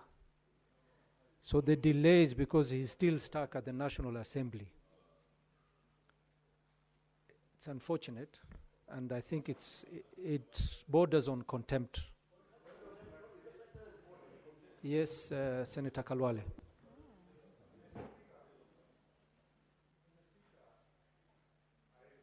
Do you recheck the information that you have just given the House? While seated where I am, Mr. Speaker, I've been speaking to the Minister of Health, the Honorable Duale. I've also talked to Muriuki, her PS. They have both confirmed to me that they are on the way. They are coming for this session and not in the National Assembly. By the time I was talking to them, they were in the office. It must be around 8 to 15 minutes ago. I've been talking to them now. So can you recheck that? It is inconceivable that the minister would go to the National Assembly when he has confirmed that he's coming here this morning, up to and including the conversation that I'm referring to, Mr. Speaker, sir.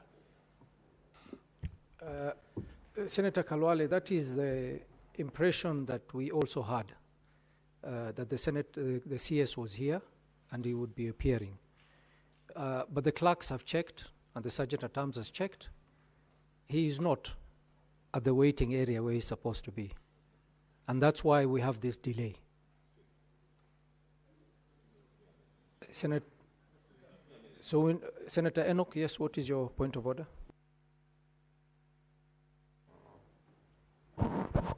Mr. Speaker, it's getting worse. It's really getting worse. Last week, we had a similar situation with CS Treasury when he communicated, when we were already assembled, that he was going to be attending. Now, it's even worse. We are waiting for him, the CS Health.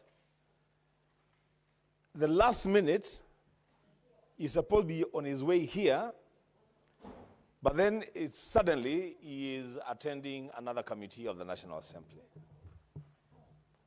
Mr. Speaker, these games must come to an end. These games really must come to an end, Mr. Speaker. The CS must be brought to this House to respond to the questions that members have asked. If he has to make a choice between going to the National Assembly and coming to the Senate, health is a devolved function.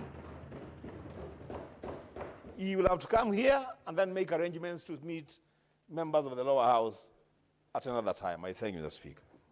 Yeah. Senator Sifuna.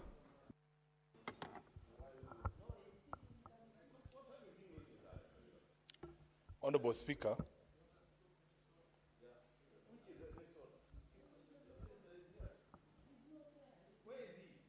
Proceed, Senator Sifuna. Honorable Speaker, why is the majority leader heckling? Because you have given me the mic, I think you should allow me to say what I wanted to say. I promise to be... Honorable Speaker, fortunately for the majority leader, I was directed by my party leader to be nicer. And I'm going to try my best. So I am not going to respond to his heckling today because I have been put on a regime where waliniambia nitoe pilipili moja. It's okay, Honorable Speaker. In the morning, I was called by the MCA Fongara, the Honorable Chege Mwaura, and he wanted my assistance with his people there who are being evicted in this rain by the Nairobi County government alleging rent arrears.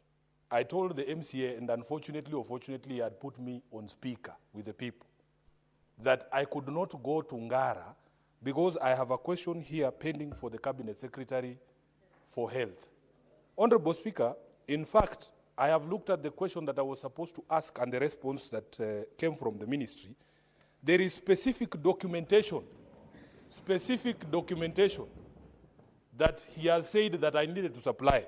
This is regarding the death of a young man who was a student at Kibera Secondary. Honorable Speaker, This is regarding compensation. So I came here purposely so that I can hand these documents to the CS. I hope he's the one walking in. I hope he's the one walking in. Yeah, so if he has arrived, then we need to proceed. But these games, Waziri, they must come to an end. Because just a minute. Honorable Speaker, please allow us to speak, Majority Leader. I am on the floor. Why are you heckling us? Why are you heckling us? This is not your house. Leader, this is not your house. Majority This is the house Leader. for all of us. Majority and the Leader. information that we have comes from the Speaker. Majority Honorable Cheriot, Leader. You can't heckle us all the time. Can Majority you throw him Leader. out? Honorable Majority Speaker. Leader. Order. Order. Ah, Order. bana. No, Order, Honorable Speaker, order. this is unacceptable. Order, Senator. Even if I was asked to be nicer, I Order, will not Senator. allow this provocation to continue. You started heckling. Okay, then let's stop it at there. Let him finish and listen to him in silence. Yes, Senator Sifuna. Honorable Speaker, how is it in order for somebody who's younger than me to call himself my elder? We in which society? And in this particular house, Honorable Speaker, there is nothing like seniority coming from how old you are. It is what is in your brain. It is what is in your head. So you can't come here heckling and telling us you are senior to us, Honorable Cheriot. You are just lucky that I have been directed to be nice. Otherwise, you would have seen the full wrath of Edwin Sifuna. Honorable Speaker, I want these demons who have been sent to tempt me to break the directive by my party leader to depart from me. Leave me alone. Honorable Speaker, therefore, now that I have seen the CS, I will take my seat because it was very critical. But as Senator Wambua has said, the communication to this house He was on the floor of the House. Yeah, Can you please. allow him to finish? Senator Bana, can you throw Cheriot. this guy out? Kwani is Senator Senator Cheriot. Cheriot above the law? Is Senator Cheriot above the law, Honorable Speaker? Order, Senators. He can't heckle like this. Order, He can't heckle order, like Senators. This. He can't heckle like this. Order, Senators. Order. He's addressing his issue now. Can we allow him to finish? Let's listen to the Senator in silence. Honorable Senator Speaker. Sifuna, just conclude. Honorable Speaker, it is very unfair. If it was Senator Sifuna behaving like this heckler from Kerichu, I would have been thrown out by now. I would have been thrown out by now. I would have been thrown out by now. Can you apply the rules equally? No, apply the rules equally. Apply the rules equally. Honorable Speaker, I wanted to say lastly, no, throw him out, Bwana. One is he above the law? He's not above the law. He's not above the law. You are not above the law, Senator Cheriot. No. Senator We don't allow Sifuna, this. Senator Let me Sifuna. conclude. Let me conclude. Before you Honorable conclude, there's a point of order. Before you conclude, Senator Cheriot, what How is your can point of somebody who order? is out of order be given a point of order? He is already out of order. How can he stand up unless the point of order is against himself? Honorable Senators. Senator Cheriot, take your seat. I thought Take your seat, Senator. Take order, Senators. Order, Senators. Senators, the CS is already here. We are going to go to and proceed to question time. And we will seize, we will not, Senator Cheriot, take your seat. Take your seat. Take your seat. Take your seat, Senator. Take your seat. Take your seat. Take your seat. Take your seat. Take your seat. Senator Cheriot, I will find you grossly out of order. You started heckling. You were heckling against him. You did not behave orderly yourself, Senator Cheriot. You were not orderly. You started heckling and Senator Cheriot, you started heckling and I let you. I did not bring you to order. You will now, I will find you grossly out of order. All the time when Senator I was going to give you a point of order so that you can respond, but you were not behaving orderly. So I have to put a stop to this, and we go to question times. That is it, Senators. We are starting with the questions.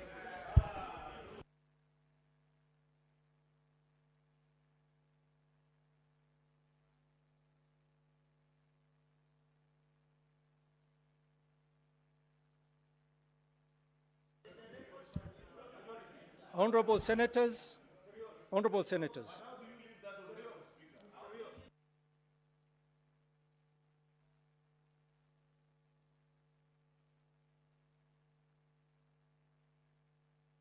Senator Cherargei, what's your point of order?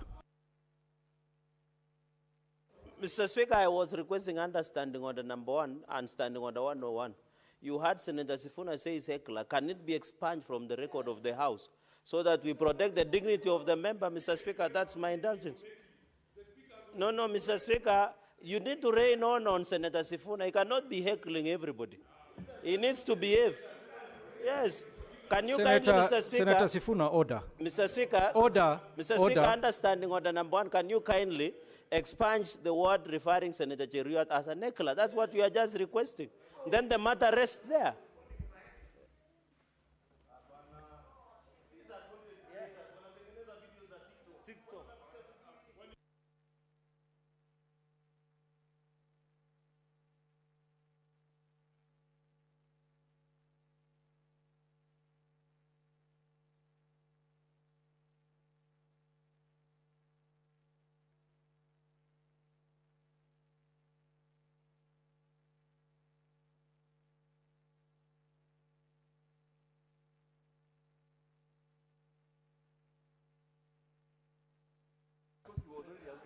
Honorable senators, I want to bring this matter to an end. Yes, I did, for a matter of fact, I did not refer to Senator Cheruiyot as a heckler. I said he was heckling in the House. But Senator Sifuna, you did refer to the senator as a heckler, which is out of order. If you could withdraw that and apologize. Honorable Speaker, you are determined to turn me back into the old me. You yourself have said he was heckling. A person who heckles is a heckler. That is what you call him. Senator Cheruiyot of Kericho was heckling me. He's a heckler. You yourself have made that decision. I will not allow anyone to bully me in this house. I did not come here because of Cheruiyot's graces. I was elected by the people of Nairobi. He's not bigger than anyone in this house. Senator Sifuna. If you cannot throw Senator Cheruiyot out for the misbehavior, then there are no rules in this house. There are no rules in this house. What's your Hakuna point mtu of order, atatutisha Senator hapa bwana. Cherargei? Ala.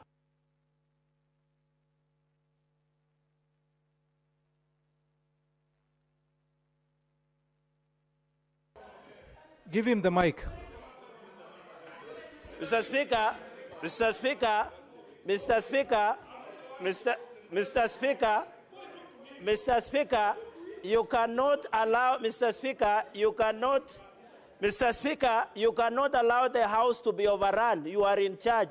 Mr. Speaker, I'm inviting you to standing order 121 and 122, which says a senator commits an act of gross disorderly conduct if the senator defies a ruling or direction of the Speaker or chairperson of committees. So Senator Sifuna is totally out of order. He must be thrown to face consequence of standing order 121 and 22 so that this House can proceed, Mr. Speaker. He has defied your direction. Senator, he must be thrown out. Senator Sifuna. Senators, let us conclude this. Let us conclude. Let us conclude. Senator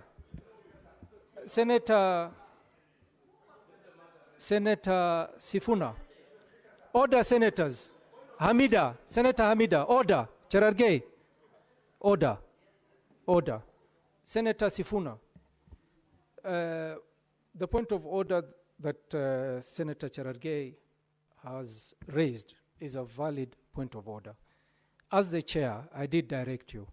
Even though Senator Cheruiyot has said he's not even looking for you to withdraw and apologize. But as the chair, I had already given a ruling. So for the sake of sanity and so that we can proceed, just withdraw so that it does not appear that you called Senator Cheruiyot a heckler. Just withdraw, Senator Sifuna.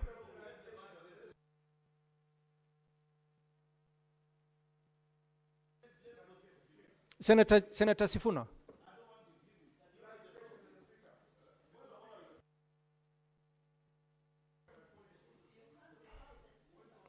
Senator Sifuna, just withdraw so that we can proceed.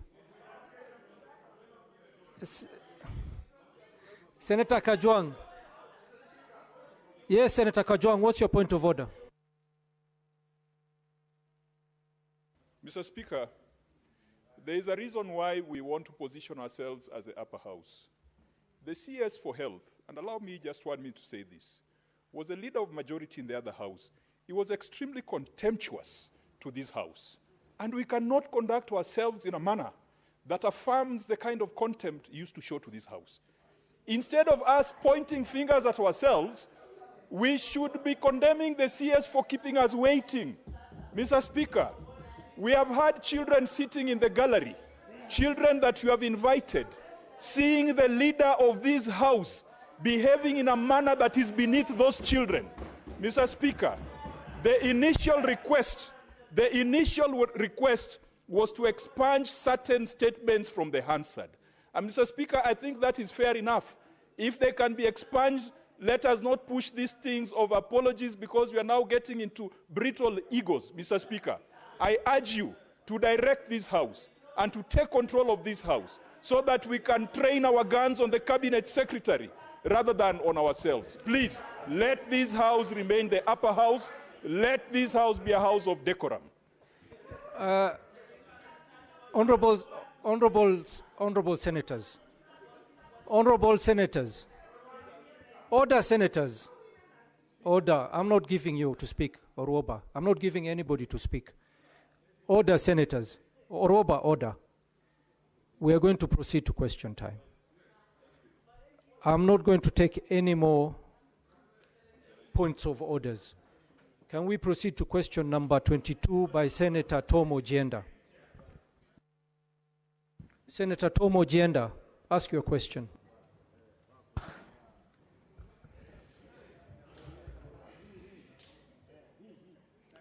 Thank you.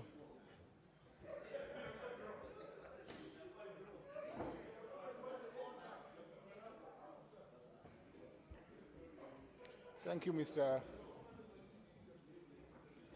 Speaker.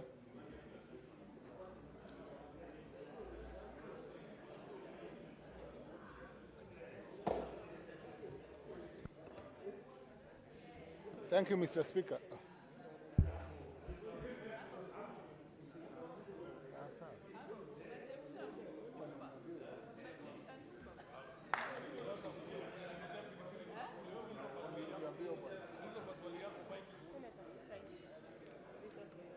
Mr. Speaker, the last time we were at the funeral of the late member for Kasipul, Senator Sifuna was told to stop what is done today. But let me move. Mr. Speaker. Order. Order, senators. Order. Order, senators. Let me move to my question, Mr. Speaker. Yes, put your question. Yes. Honorable Speaker, let me move to question number 22, addressed to the Senator. Order, senators. Order. No. Order. Let's listen to the question in silence. Mr. Senator, Speaker, proceed. To ask question number 22, addressed to the CS Health. Could the Cabinet Secretary explain the terms of the engagement between personnel from the Ministry of Interior and National Administration and the Ministry of Health in the ongoing registration of Kenyans to the Social Health Insurance Fund, SHIF? 2, what are the specific roles of the personnel in the registration process, and could the Cabinet Secretary indicate if they are receiving extra incentives, and if so, state the amounts they are being paid? Part C, Mr. Speaker, of the question, could the Cabinet Secretary clarify whether the established guidelines for the operations of the personnel to ensure that vulnerable persons, particularly the poor and elderly, are not coerced or unduly influenced to register for the program? Mr. Speaker, that is part 1. Those are part 1, 2, and 3 of question number 22. Yes, I confirm receipt of the responses. Cabinet Secretary could proceed. Cabinet Secretary, please welcome. Thank you, Speaker, and thank you, Honorable Senators. Speaker, if you allow me, on a light touch, the Honorable Senator for Homa Bay, that I had, in my old days, I had points of legislative difference, but I had no contemptuous for the Senate. I'm a person who believes in devolution, and I have a lot of respect even now for Senate. I want to confirm that, and to all senators and members of parliament. Coming to the question by the Honorable Senator for Kisumu, Honorable Chair, the Ministry of Interior and National Coordination, through its national government administration officers, plays a vital role in coordinating national government functions at the county level. Among their key responsibilities is identification and mobilization of citizens for national and civic registration. Notably, Ngaos, as they are known, have been instrumental in advancing the implementation of the Social Health Authority, having successfully registered 12 million households during the initial phase of the rollout of the universal health coverage. As of 12th May 2025, registration stands at 22,199,252. Honorable Speaker, every day, save for Saturday and Sunday, between 40 to 50,000 Kenyans register voluntarily. Honorable Speaker, in relation to their terms of engagement, the national government administration officers have been responsible for the following functions. They help us coordinate UHC registration, and we leverage on their extensive network across all the 47 counties. Ngaos are spearheading the registration of Kenyans into Social Health Authority. They help us in community sensitization. They are playing a very vital role in educating communities about the transition from NHIF, defined NHIF, to SHA, addressing the misconceptions and encouraging active participation in the registration process. Honorable Speaker, they help our members. They help us in monitoring and reporting, both at the regional and the county commissioners are tasked with the daily monitoring of registration progress and working together with the community health promoters and other health care workers. They submit regular reports to ensure that the attainment of the 12 million households target. And finally, they help us in community engagement. Ngaos are actively engaging with the communities to dispel misinformation and promote understanding of the benefits of UHC, thereby encouraging widespread participation in the registration process. Honorable Speaker, in terms of engagement strategy, by utilizing the extensive network, similar to the previous successful registration of farmers for the subsidized fertilizer program, the Social Health Authority was able to quickly reach out to Kenyans, even in remote areas, and provide them with information on how to register for the program.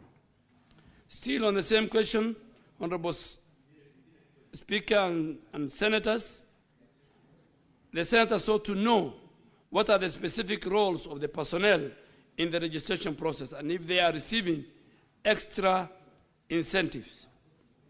Honorable Speaker and members of the Senate, while Ngao officers are playing a critical role in the SHA transition through mobilization and sensitization of registration process, they are not receiving any additional allowances beyond their regular salaries. Their involvement is considered part of their official duties. Honorable Speaker, the government strategy is to leverage on the extensive network of Ngao to reach communities at grassroots level and educate them about the benefit of UHC. Honorable Speaker, finally on this question, the Honorable Senator for Kisumu sought clarifications on whether there are established guidelines for the operation of the personnel to ensure vulnerable persons particularly the poor and the elderly, are not coerced or unduly influenced to register for the program. Honorable Speaker and honorable senators, to ensure ethical and inclusive environment, the government has established guidelines to prevent coercion or undue influence, particularly among vulnerable population. 2, the registration process is designed to be accessible and user-friendly, with various options available to the individuals. The options include the USS code registration, the online registration, the in-person registration and at designated centers, the use of the community health workers, the registration that we have created for teenage mothers, among others. Honorable Speaker and honorable senators, by providing multiple channels, the government aims to reach all segments of the population, including the elderly and those in remote areas. Additionally, public awareness campaigns are being conducted to educate the public about the benefits of UHC and the importance of timely registration. The Social Health Insurance Regulations 2023, and I want to thank this House for helping me through the Committee on Delegated Legislation of the Senate to articulate, that law articulates the registration process described above. Honorable Speaker, moving to question 30, sought by the Senator for Kisumu on the analysis of the financial implications and the benefits of the 3 funds under the Social Health Authority vis-à-vis the former defunct NHIF. My response is as follows. The Social Health Insurance is established under the Social Health Insurance Act of 2023, which this House has passed and which repealed the NHIF Act number 9 of 1988. The Social Health Authority, Honorable Speaker and Senators, has 3 funds, namely the Cabinet primary... Secretary, sorry to stop you. Senator Professor Jenda had not asked the second question, his second question. If you could allow him to ask the question so that you can proceed. Thank you. But I can ask question 030. Question 30, could the Cabinet Secretary provide a comparative analysis of the financial implications and insurance package benefits of the 3 funds under SHA vis-à-vis the defunct NHIF for individuals in the formal and informal sectors? 2, what is the justification for the mandatory migration of details of NHIF contributors to SHA? And could the CS outline any measures put in place to ensure that data protection laws were not violated in the process? Part C, Mr. Speaker, could the Cabinet Secretary explain the measures put in place to guarantee comprehensive year-round health coverage for entire households to prevent depletion of insurance package benefits by individual members? And lastly, what challenges at NHIF, and this is the part that is key, necessitated the transition to SHA? And could the CS explain the rationale behind the establishment of those funds so that Kenyans can understand? Thank you, Mr. Speaker.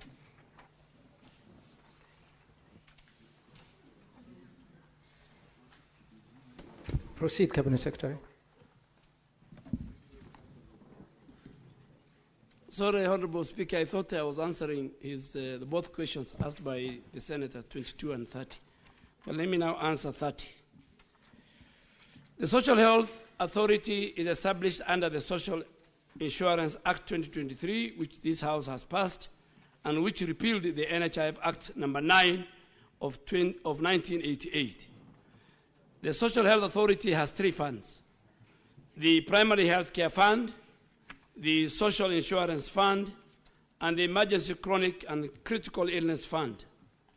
These funds ensure the full spectrum of health care is given attention from the point of prevention, promotion, curative, rehabilitative, and palliative care.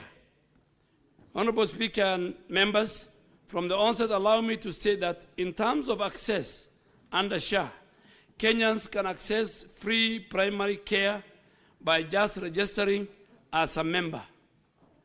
For NHIF to access any benefits, one had to register and pay monthly premiums, leaving those who have not paid with no benefits for them. And in this regard, accessibility of primary health care to all Kenyans who have registered or with registration will address up to 70% of the health burden under the universal provision of primary health care to ensure that in totality we attain full universal health coverage. Let me make it very clear, Honorable Speaker, that from level 2 to level 4 of the primary health care, Kenyans, all they need to do is to register. It's free. You can walk to any dispensary. You can walk to any health center. You can walk to any sub-county hospital. As long as you are registered with SHA, the government of Kenya, through a budgetary allocation, will pay for it. And we are working around the clock, and I will answer, I'm sure members will ask me. We are increasing the refill of KEMSA to 100% so that Kenyans need to go to these centers. And all that they need to do is, once they are treated, that facility will bill the Social Health Insurance Authority.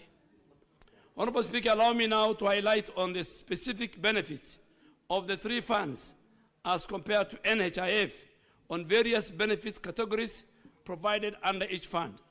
And let me start with the Primary Health Care Fund. In the Primary Health Care Fund, let me pick on the outpatient services. Honorable Speaker, in relation to outpatient services, SHA focuses on preventive, promotive, curative care services, and palliative care. Members are not limited and can access health services within the primary care network. There is no need to pre-select your health facility. You don't need to select. You can be in Kisumu, and the next day you are in Kakamega or in Garissa and visit any health facility as long as it's registered with the SHA. So there's no need to pre-select health facility, as the patients are free to go to any SHA contracted facility when they fall ill in any part of our country. Comprehensive services provided include health education, diagnosis, treatment, essential laboratory investigation, basic radiology, and chronic disease management. Honorable Speaker, comparing this with the fund NHIF, NHIF only focused on curative care. And I've said earlier, this now has changed. We care more about promotive, preventive, and rehabilitative care. So NHIF was only dealing with curative care. Access to service by the former defunct NHIF was limited to a specific choice of a facility, therefore, limiting the members or our citizens from accessing services in case they fall sick when they are away from their selected facilities or facilities of their home counties or home constituencies or wards. Services are limited to 4 visits per card per year in particular facilities, and to basic services such as consultation, laboratory investigation, and only minor surgeries. That was what was in the previous NHIF.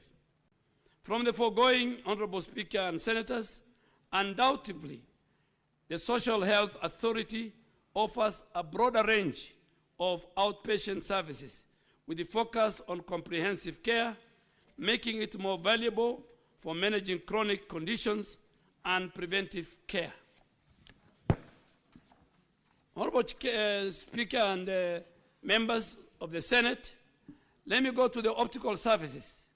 In the respect of optical services, SHA provides a more comprehensive optical care package with a focus on preventive and corrective services, making it more beneficial for the long-term eye health management of our people. Honorable Speaker, the services will now include eye health education, eye examination, basic eye medication, and if need be, eye surgical procedures. Honorable Speaker, it is good to note that these services were not offered by the defunct NHIF, which had only 20% of our citizens. Let me go to the Social Health Insurance Fund. Inpatient, what do they provide? Under the Social Health Insurance Fund, in relation to the outpatient care, SHA provides more comprehensive inpatient care with a clear structure for different levels of facilities and longer coverage duration. Honorable Speaker and Senators, critical care service now covered includes, among others, ICU at a rate of 28,000 a night, HDU, and palliative inpatient care. The expanded coverage also include pre-admission evaluation, hospital accommodation, specialist consultation, post-discharge follow-up, and has a limit of 180 days per household. Honorable Speaker, if you compare this with the NHIF, as the member has sought, NHIF only catered for a negotiated daily rebate charge negotiated between a healthcare provider and the NHIF. The patient was nowhere found. It was between the NHIF and the healthcare provider. The NHIF also only covered treatment in government, mission, and some private hospitals, with the limited based on health categories. So the number of health facilities you can visit was limited. Let me come to maternity and neonatal care. Honorable Speaker, in respect of the maternity and neonatal care, SHA offers more inclusive maternity care, covering a wide range of service and ensuring that aftercare for both mothers and child. This package is not only limited to maternal care during pregnancy, but it covers the whole comprehensive package. Honorable Speaker, under SHA, maternity and neonatal care has now been expanded. It has an expanded scope of antenatal and postnatal care that entails how we manage complications, including critical care for both mother and the newborn. It is our moral and constitutional duty that as a country, using SHA, we reduce both the death, the maternal mortality of both the mother and the newborn. It has also incorporated services that were under the Linda Mama cover and enhanced it from a delivery of Kenya shillings 5,000 to a reimbursement of 10,000, which constitute about 100% increment for normal delivery and 30,000 for cesarean. Mr. Speaker, just to demonstrate, the honorable members who are members of SHA and who have an extra comprehensive insurance cover given by the Parliamentary Service Commission. The chair, for example, the speaker sitting today, his house girl or houseboy, or his house girl, for example, let me pick that, will go to Pumani Hospital, deliver 30,000 paid, and walk away without paying a cent, even for cesarean. The speaker, if his wife goes to go and deliver in Aga Khan, SHA will pay 30. His other contribution, medical cover, will pay the 170, because Aga Khan is 200, Pumani is 30. But the same speaker sitting here can also ask his wife to join his house girl to go and deliver, like the rest of Kenya, in Pumwani, and walk out with a baby. So the choice is the same. So we are caring for your house girl, but if the speaker and Speaker Kingi, let me pick on Speaker Wetangula, if they want, because of equity, they can join our Honorable Sifuna's wife, or my wife can go, I'm saying, even the president's wife can go to Pumwani and join our house girls. That is the health care, and that's why we say SHA has brought the element of equity. The choice is yours. You can go to Pumwani or you go to Aga Khan. Honorable Chair, the next question was, although it covers, as per the MOH guidelines, normal and cesarean deliveries, postnatal, and immunization for the newborn is also covered. Honorable Speaker, how do we compare this with NHIF? NHIF cover was limited to only antenatal care, postnatal care, deliveries. It also attracted co-appointment in the event of a complication of a mother and a baby, and it covered only normal and cesarean deliveries, with specific limits for private hospitals. It is good to note that that cover did not include immunization for the newborn. Honorable Speaker, moving on to renal care. SHA renal care includes the management of chronic or acute kidney failure, such as the 3 sessions of the hemodialysis for deserving patients, 2 sessions of these, and 2 others for the prenatal dialysis. This cover only includes the pre-transplant evaluation, dialysis, kidney transplant, post-transplant care, with set tariffs for each service. That's what SHA covers. Comparing this with the renal care under the NHIF, renal care was limited by sessions. 2 sessions covered per week, hence patients requiring 3 sessions and more were required to co-pay. Dialysis and kidney transplant had also set limits per sessions and a package payment for transplant. From the foregoing, Honorable Speaker and members, it's clear that SHA's renal care package, which is found on our website for all Kenyans to see, the benefits of SHA are open, they are public, they are in our website. Our renal care package is more detailed with specific tariffs and services, and they are tailored to a comprehensive patient care before and after the transplantation. I want to report, Honorable Speaker, with your permission, Kenyatta University Referral Hospital, which we are proud of, has done the first 2 kidney transplants 2 days ago. And a good one where there was no organ harvesting. Honorable Speaker, on mental health services. Mental health is an area that I think our country is not serious about it. And I want to make it a key priority for me under the Ministry of Health.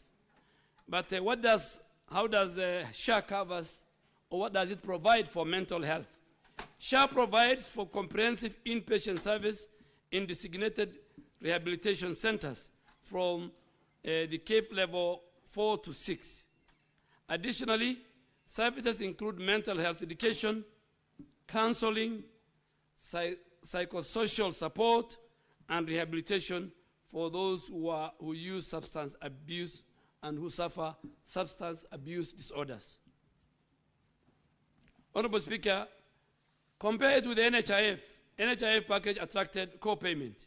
They were not paying for anything to do with the mental health. They were asking you to pay. And it had limited coverage in specific contracted facilities for rehabilitation of drug and substance abuse. Honorable Chair, SHA mental health services are broader, they provide more holistic care, and they cover a wide range of mental health issues, both under outpatient and inpatient. Let me go to oncology services, which is very critical to our country. Honorable Speaker, under the oncology services, under SHA, the treatment will follow the treatment care plan prescribed by the oncologist in line with the National Cancer Control Program guidelines. So when we treat you, we still follow you with the post treatment plan. Comprehensive cancer care, including chemotherapy, radiotherapy, surgical intervention, and routine laboratory investigations with specific tariffs will be provided. Under the former NHIF, oncology services were limited in terms of amount and sessions and attracted co-payment. It's also covered, it also only covered radiotherapy and chemotherapy with set limits per session and per cycle. Honorable Speaker, SHA provides a more extensive oncology package with clear tariffs for various procedures, making cancer treatment more accessible and more predictable for our patients. On surgical services, under SHA, SHA will cover pre-operative, intraoperative, and post-operative care, including major and specialized surgeries, with set tariffs for each procedure type. Under the former NHIF, it only covered major, minor, and specialized surgeries, with set packages limits depending on the level of that hospital. The package also attracted a co-payment. To this end, Honorable Speaker, SHA surgical services are more detailed, more structured, providing clear guidelines and tariffs, which enhances transparency and accessibility for patients. On dental services,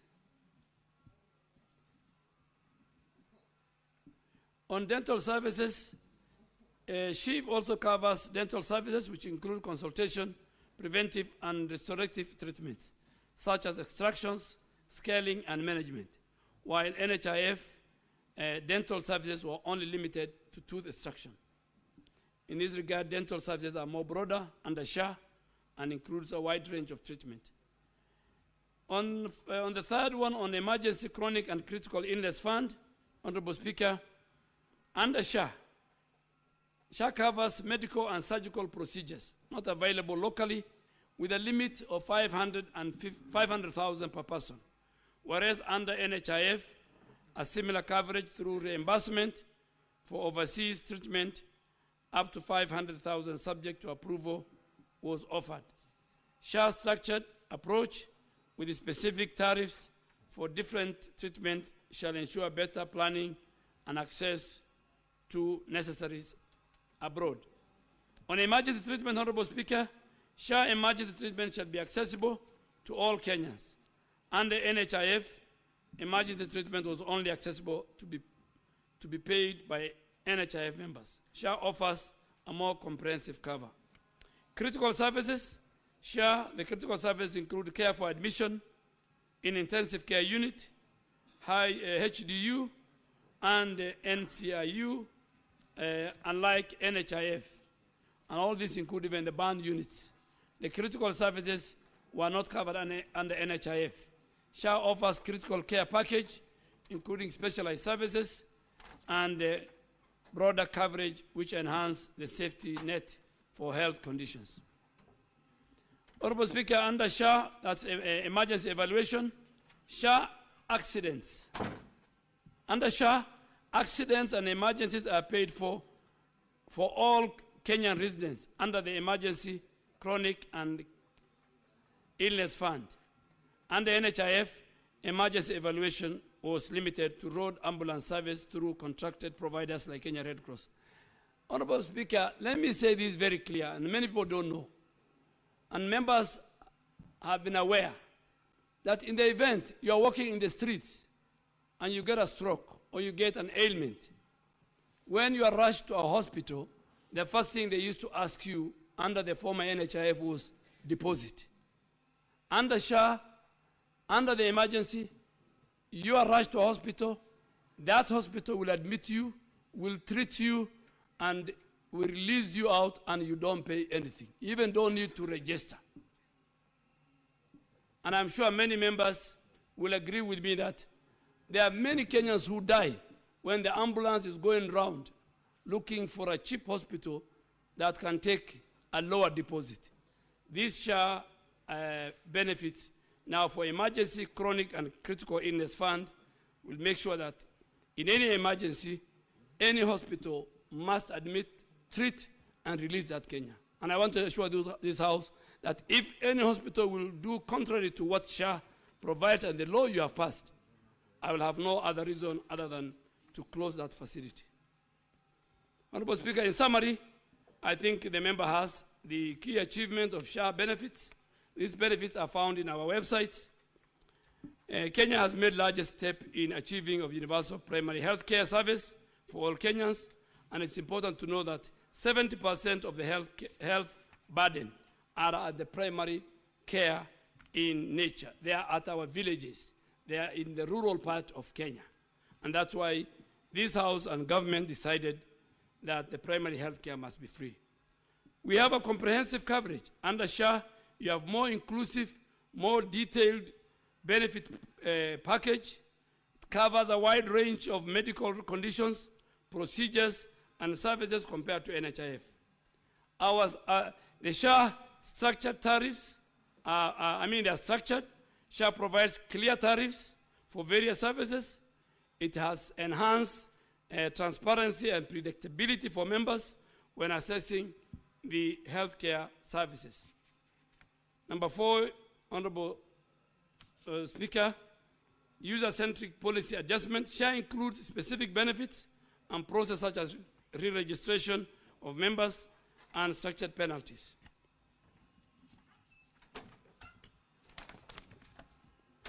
Honorable Speaker, even we are focusing more on preventive care. SHA emphasizes on preventive care, including health education, screening, early detection, aligning with the long-term health outcomes. We must, before we were dealing with the other aspect, but this time SHA says it's focusing on preventive. And then lastly, and second lastly, better access to specialized services.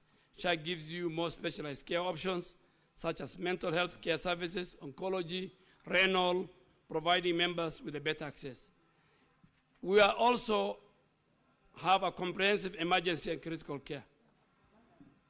Honorable Speaker, on the question of the justification for the mandatory migration of NHIF contribution to SHA and any other measures put in place. Honorable Speaker, if you agree with me, when I was looking at this question, I asked myself, why should I answer? Because it is this House that created the law of Social Health Authority Act and Social Health Insurance. And in the transition clause, what you are doing, you are making NHIF redundant. So at that stage, you should have asked, why are we transiting? But because I have to answer questions before the House, I have to do it. Yes, I have to do it. But now that I am on this side, I think Honorable Jende should have, Senator Jende should have asked this question when we were passing the bill, and now which is an act. But Social Health Insurance Act repealed the National Health Insurance Fund. And with the repeal, all the obligation and assets of NHIF were moved to Social Health Authority, as provided for in the Social Health Insurance Act. And the effects of paragraph 2 and 3 of the first schedule to the Act 23 was to vest all its assets, rights, duties, and powers of NHIF in the authority, which assets include NHIF database. So therefore, Honorable Speaker, to ensure that timely and seamless access to health benefits of the beneficiaries of the defunct NHIF, the authority mandated through a legal notice number 147, published on 20th September 2024, for the transition of members of the National Health Insurance Fund, including our honorable members here, under the repealed NHIF Act. They all transited to Social Health Insurance Fund upon verification of their data by the authority using existing relevant database. Honorable Speaker, the information was transferred to ensure that all these members and their declared benefits can access benefits come 1st of October 2024. The transition of the information was in the interest of the members. Secondly, Honorable Speaker, Section 28(2) of the Data Protection Act provides that data may be collected indirectly from the data subject, where collections from another source could not be prejudiced in the interest of the data subject, where the collection data from another source is necessary. So, Honorable Speaker, If I go to the question that the senator sought clarification on the measures put in place to guarantee comprehensive year-round. CS, have you concluded with the two questions by agenda? No. Because we are because of time, I would prefer that you move a little bit faster. Because Honorable we already Speaker. have the responses. Honorable Speaker, you know the Senate. And also, yes, I was actually having difficulty to follow your response because we don't have that additional information you're giving. Honorable Speaker, this document I photocopied, I have signed, and I have given to the House, to the relevant House, to the Senate, and some members have. Cabinet Secretary, I'm being informed. Cabinet Secretary, order, senators, order.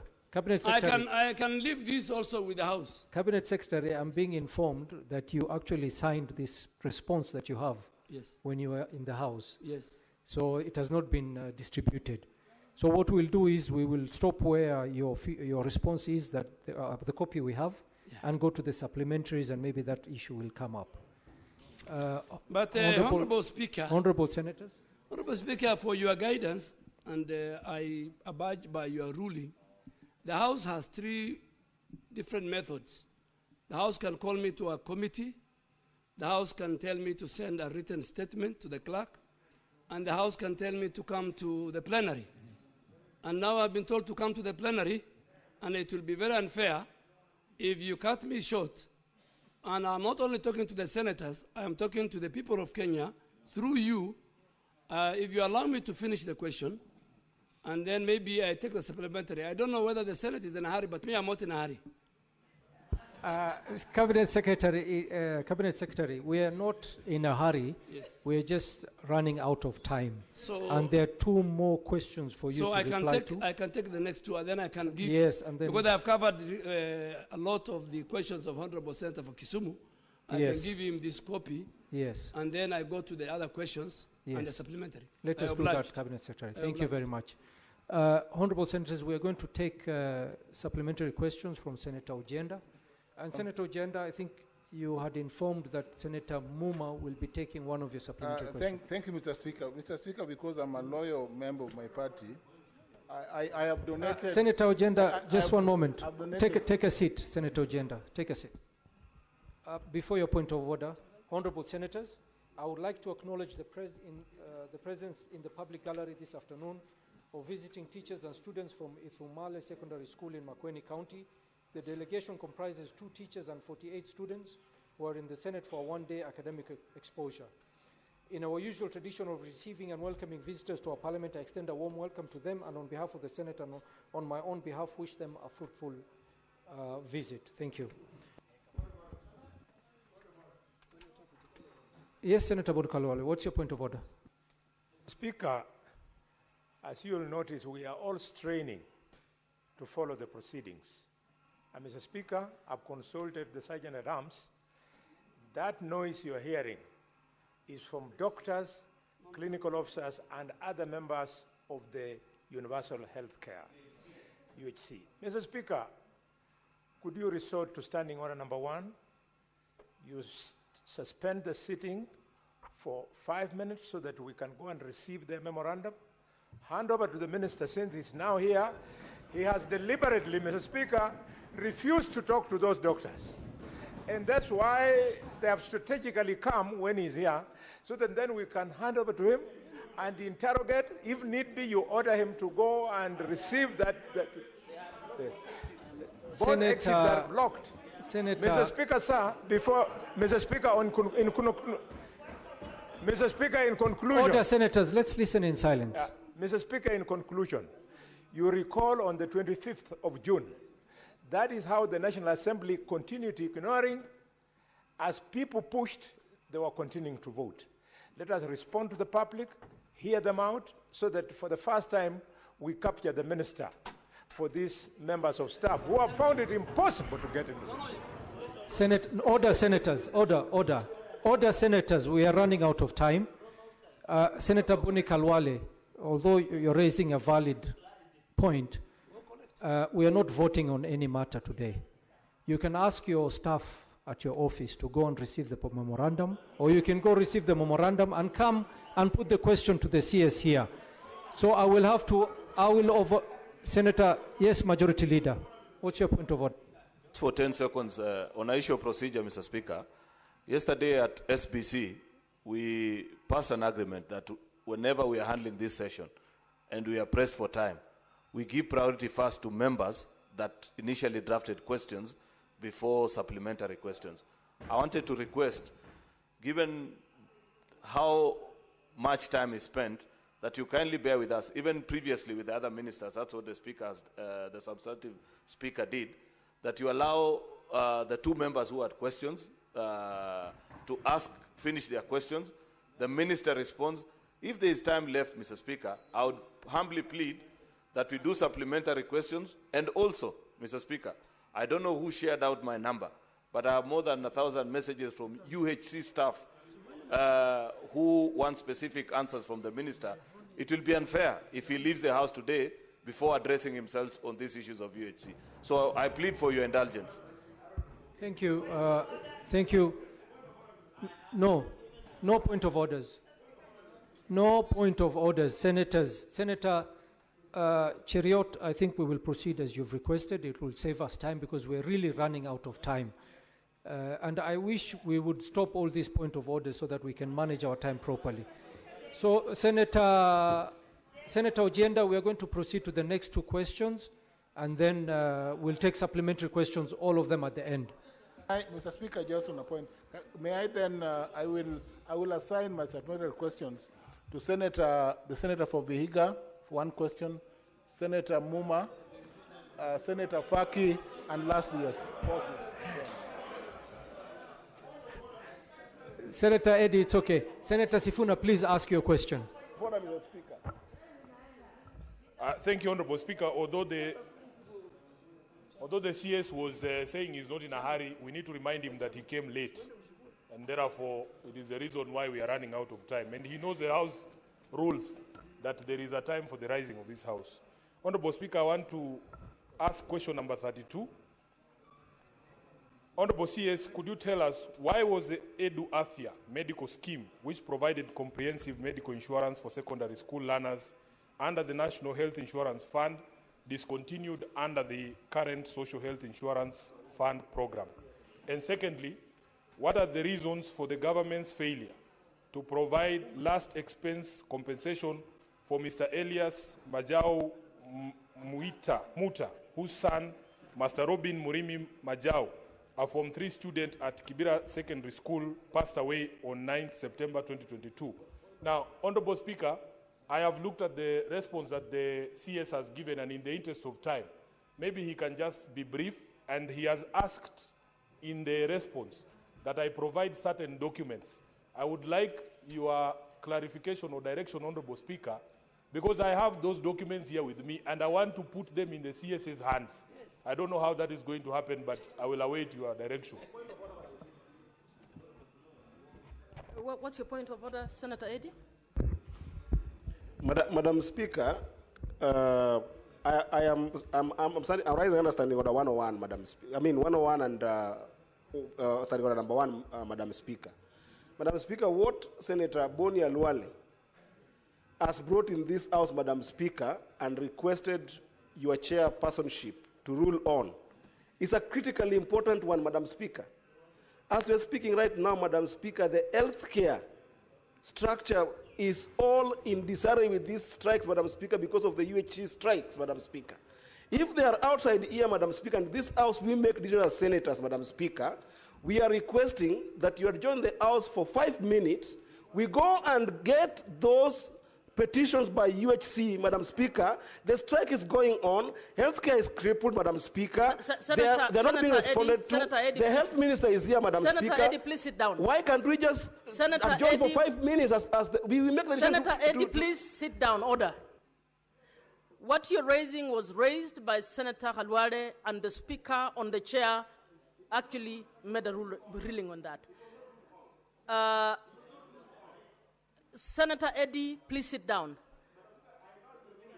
It is my decision that we finish the questions and then we will do this.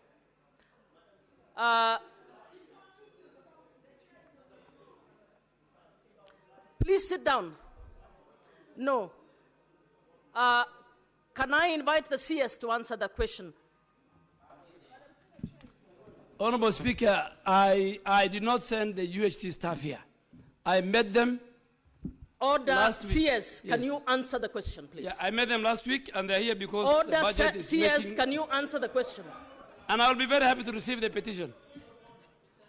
Honorable Speaker, I want to thank the Senator for Nairobi. The second question, I think we are done. Give me, I can answer, but give me the documents. But let me just, for record and for Honorable the answer. CS, order Honorable CS, you are now doing my job. The member requested that I give him an opportunity, now you're answering on that. Can you just answer the question? Thank you. I am exactly doing that. I am answering the question number 033 and 034 by the member for the Senator for Nairobi, Honorable Madam Speaker.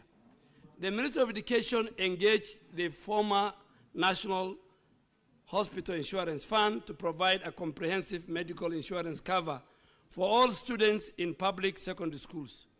This scheme was branded Edu Afia, commenced on 1st of May 2018, and was renewable annually for a period of 5 years, lapsing 31st of December.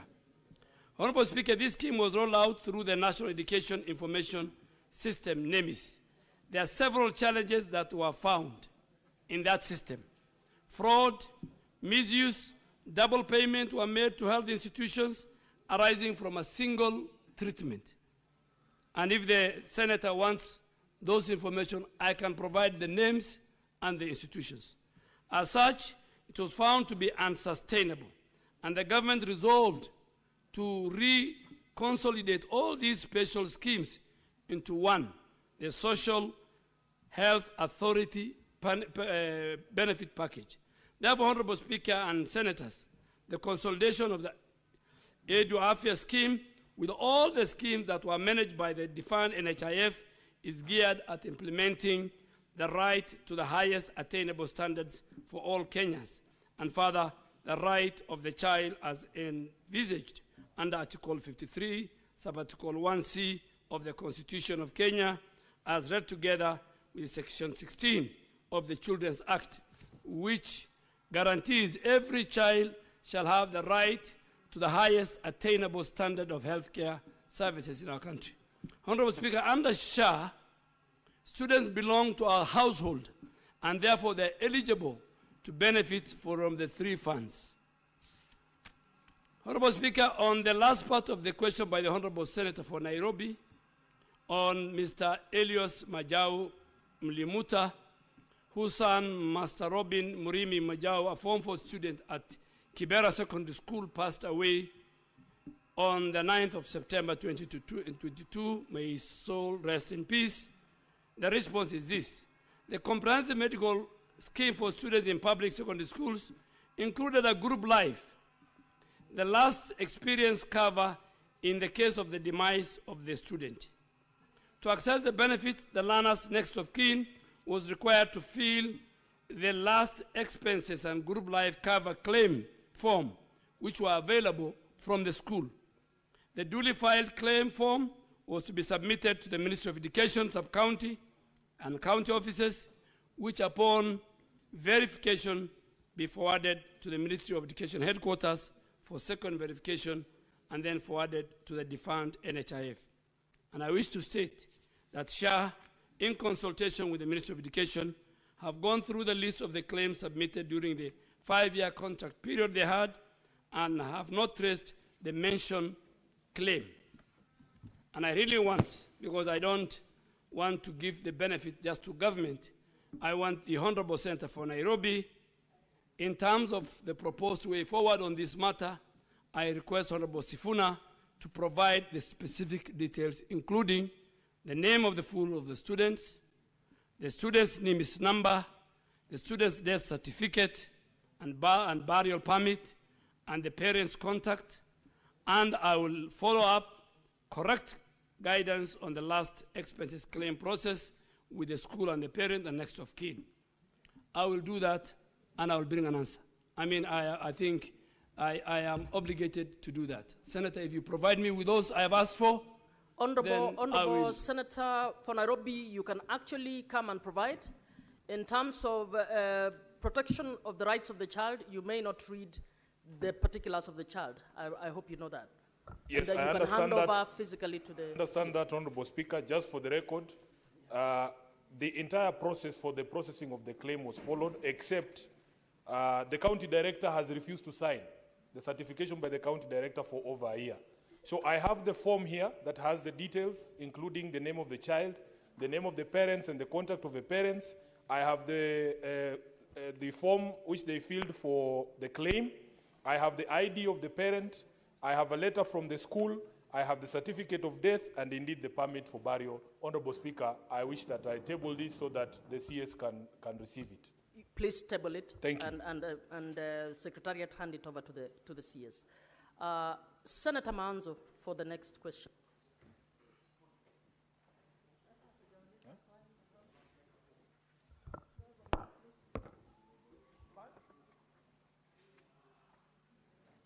Thank you, Madam Speaker.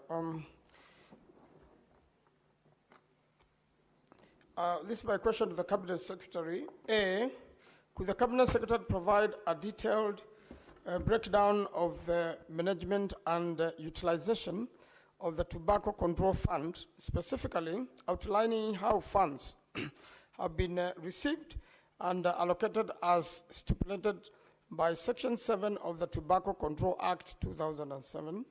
B, could the Cabinet Secretary provide information on the measures the Ministry has put in place to improve transparency and accountability in the administration of the Tobacco Control Fund, and how it plans to address the recent assessments indicating insufficient progress in advancing tobacco control efforts in Kenya in light of the influx of oral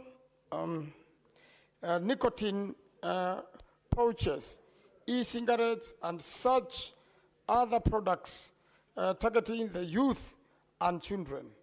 C, in light of the 2015 court case under petition number 143 on the constitutionality of the tobacco control regulations, could the Cabinet Secretary provide details on how the Ministry has ensured compliance with the regulations, particularly regarding the solatium contribution from tobacco manufacturers and importers?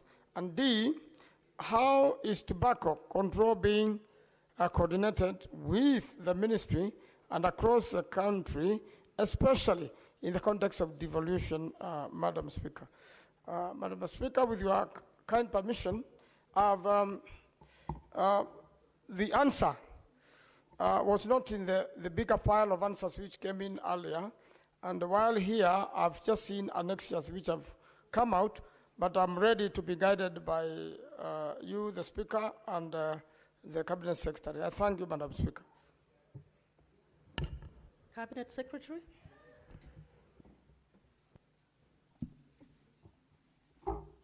Madam Speaker, let me on the onset say this is a very complex matter, and it's a matter I am dealing with, and it has many faces. So if the House will not be very happy with the answer I have been provided, I am ready and willing to come back next week, because my conscience is 50-50, so this House will help me. But let me just read what the ministry officials have given me. There are many, many issues I'm being asked outside there on this tobacco thing.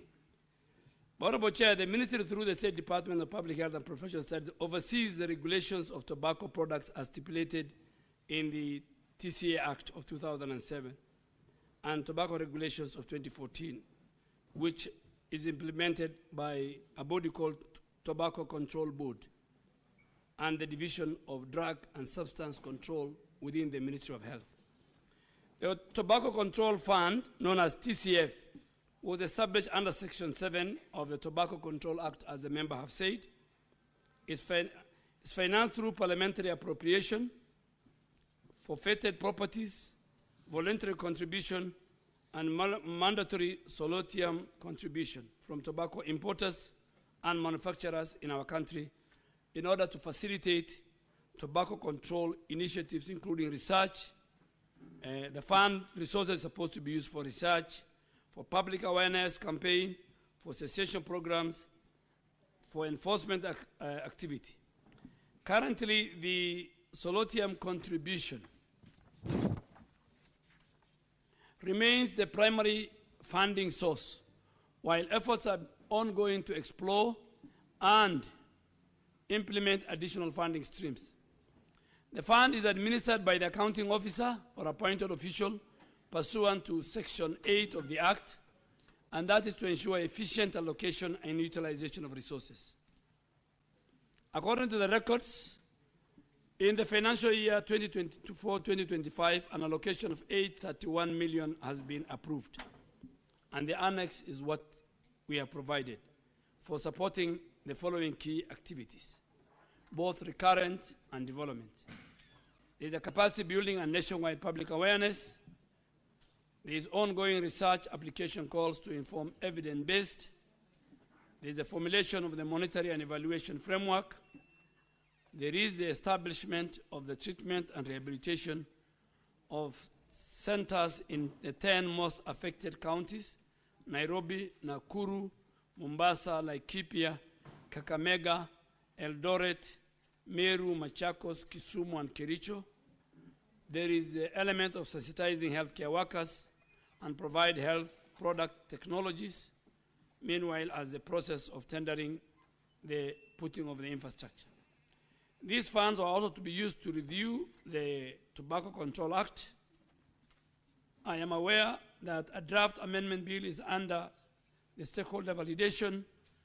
There is execution of the surveillance and enforcement, including multi-agency raids on shisha dens and successful prosecution. And Madam Speaker, I think, let me be very candid. I think Parliament must define what is multi-agency. This multi-agency thing, even when I was the leader of majority, is abused. It must be defined in law. Somebody just sits somewhere, he picks few, 5, 10 people from different agencies, and he tells you multi-agency. No, I think this country can do better. So Parliament must define what multi-agency is. Multi-agency is important, is key, particularly in the security sector. And the ones in the security sector have been defined. But you know, you can't walk to Ministry of Health or Ministry of Education and you say, on this matter, we will have a multi-agency. No, no. I think Parliament is the powers of lawmaking. We must define what multi-agency is. Otherwise, multi-agency is not in law. I mean, it's not been there. Nobody can tell me it's in that act. And this multi-agency thing started during the time of President Uhuru Kenyatta, and I think it should not, Parliament must talk about it. There are areas like the security sector.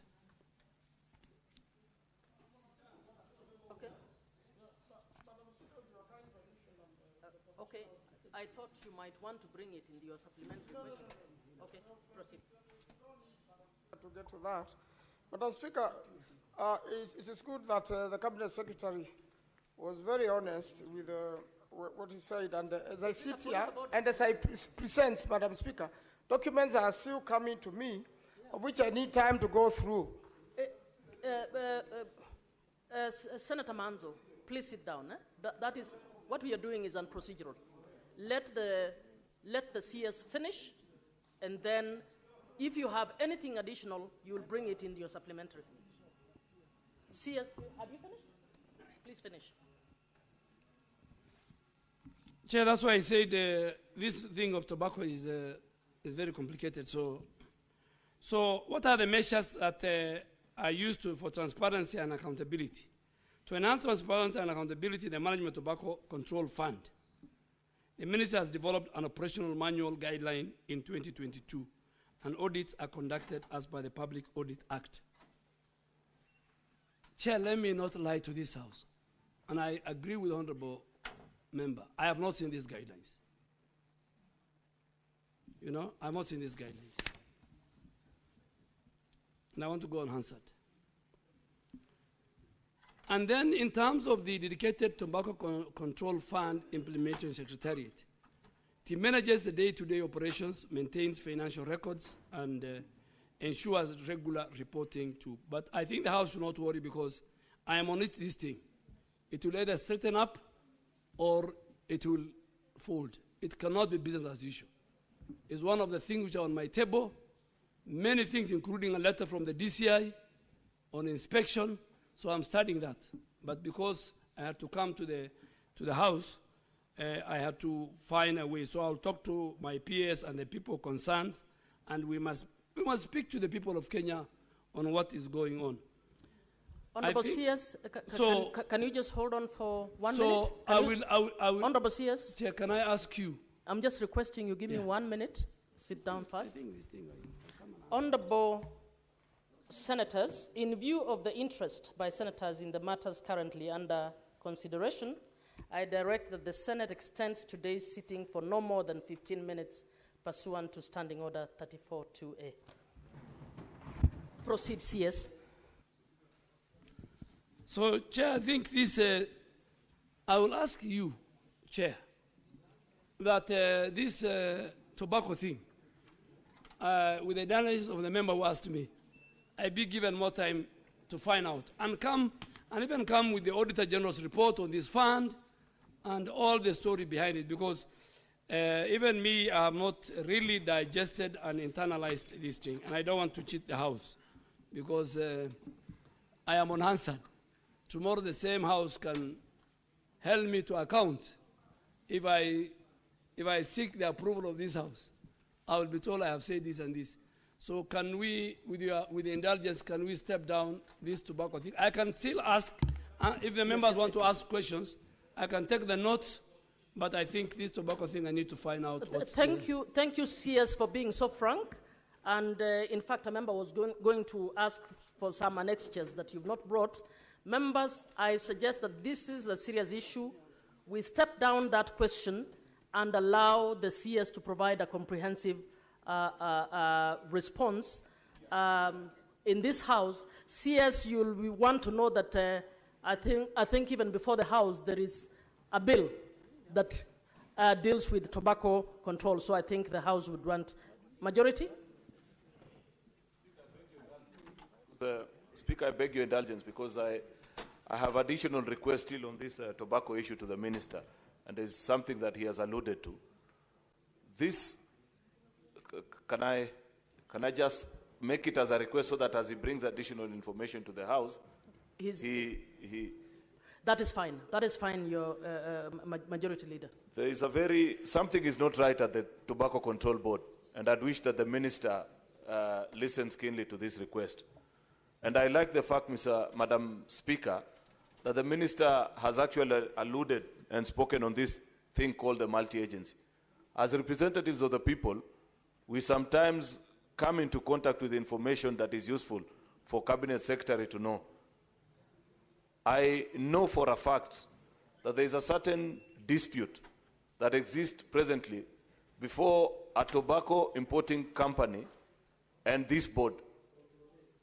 A company that went through all the legal procedures, paid their taxes, then somehow one day, one afternoon, this so-called multi-agency that the Minister is speaking to show up at their warehouse, confiscate goods, goes to the Department of Public Health, falsifies documentation and claims that there is some drug and substance that is in the products that this company had imported. Therefore, putting into question so many other agencies that had prior approved those products to be on the shelves of this republic. That matter has been investigated by the DCI.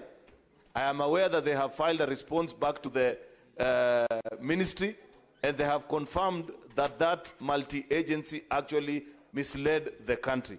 I would wish that when the minister comes back to this house, they bring the findings of the DCI with them and tell us what will be done to those officers that led this kind of cartel-like operations where we can use government agencies to falsify records on health matters. I thank you, Madam Speaker, for indulging me. Secretariat, I direct that this question be rescheduled with all the aspects that have been raised by the members. We now move on to the supplementary questions by those who submitted the questions. Senator Manzo, do you have a supplementary question? No, you are, sorry. Yours is not there. So I don't see Senator Sifuna, neither do I see Senator Ojenda had actually delegated to Osotsi Faki, Senator Faki. Asante, Bi Speaker. Waziri, asante kwa ujio wako asubuhi ya leo. Na swala langu ni kuhusiana na malipo ya SHA.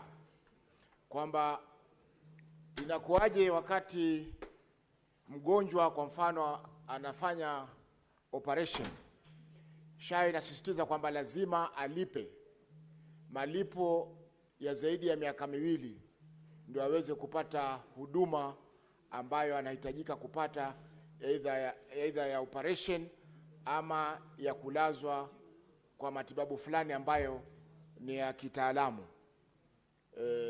Hiyo imeweza kufanyika kwa sababu nimepata malalamiko mengi kutoka kwa wananchi kwamba wanalazimishwa kulipa zile subscriptions za mpaka miaka miwili na nusu ndio waweze kupata huduma hiyo kutoka kwa hospitali zao. Asante, Mheshimiwa Speaker. We'll ask a number before you answer, CS. Senator Oruoba.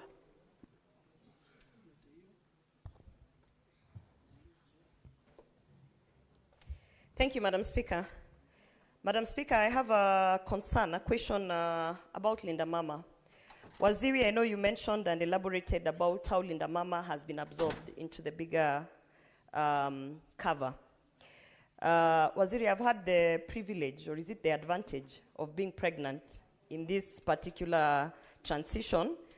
And I don't know whether you know that that comprehensive cover that you are saying is there for Linda Mama, or that covers prenatal and postnatal, actually doesn't exist in totality.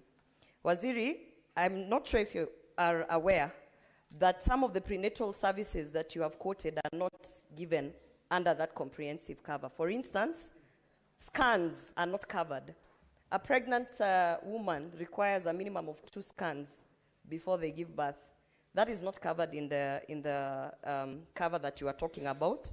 Also, when you have postnatal, and my question is... No, you only ask one question, please. Can we move to the next person? The next but person is Madam Speaker, unless you are going to answer the question, you are going to ask the question. I've not asked it. You are supposed to ask a question. I have not asked it. You have asked. I have not asked the question. Madam Speaker, allow me to ask the question. Okay, proceed.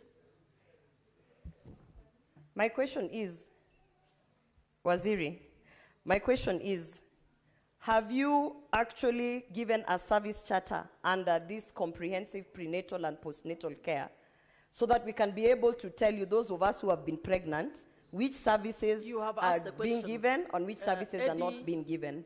So that is my question to you, Waziri. Yes, yeah. Order, Senator Oruoba, please. Senator Madam Speaker, my supplementary question is pretty much interlinked with the first question that was asked by Senator Sifuna, and is on the UHC workers, Madam Speaker. And Madam Speaker, my question is very simple, but I don't want wounding answers from the CS, because the question is, what is the CS doing to resolve this crisis and strike that we are seeing with the UHC workers in the context, because in the context of, number one, making sure that if the CHC workers were going to be transferred to counties, there is harmony of them being put into the payroll nationally, the same way we have seen with community healthcare workers on the portion that the government takes care of. And number two of that part... only one question. It's Senator one question. Eddie, please. Senator Eddie, please sit down. Madam Speaker, allow Senator me just... Eddie, I have ruled. It Please is sit part- down. No, it is one question, and you have asked it. Senator Miraj, please. Okay, proceed. I beg your indulgence because the reason why they're striking is very important. The second part of this, Madam Speaker, is that there is budgeting process going on right now for these UHCs. Why they are rioting is because... Please ask a question. So the question Don't is explain. the CS going to make sure that they are put into a permanent and pensionable program in this budgeting cycle? Thank you, Madam Speaker. Senator Miraj. Asante Bi Speaker. Swali langu kwa waziri litakwenda moja kwa moja kama mkaazi wa gatuzi ya Mombasa. Tuko na faraja ya kwamba sisi tuko na referral hospital ya Coast General. Lakini tatizo ambalo linaendelea pale kwenye hospitali yetu, Bwana Waziri, ni kwamba wagonjwa wananyimwa huduma. Wananyimwa huduma hivi ya kwamba wanapofika wanaulizwa maswala ya kwamba kama Senator wamejisajili. Miraj, ask a question, please. Si ndo najieleza, tafadhali. Uliza tafadhali.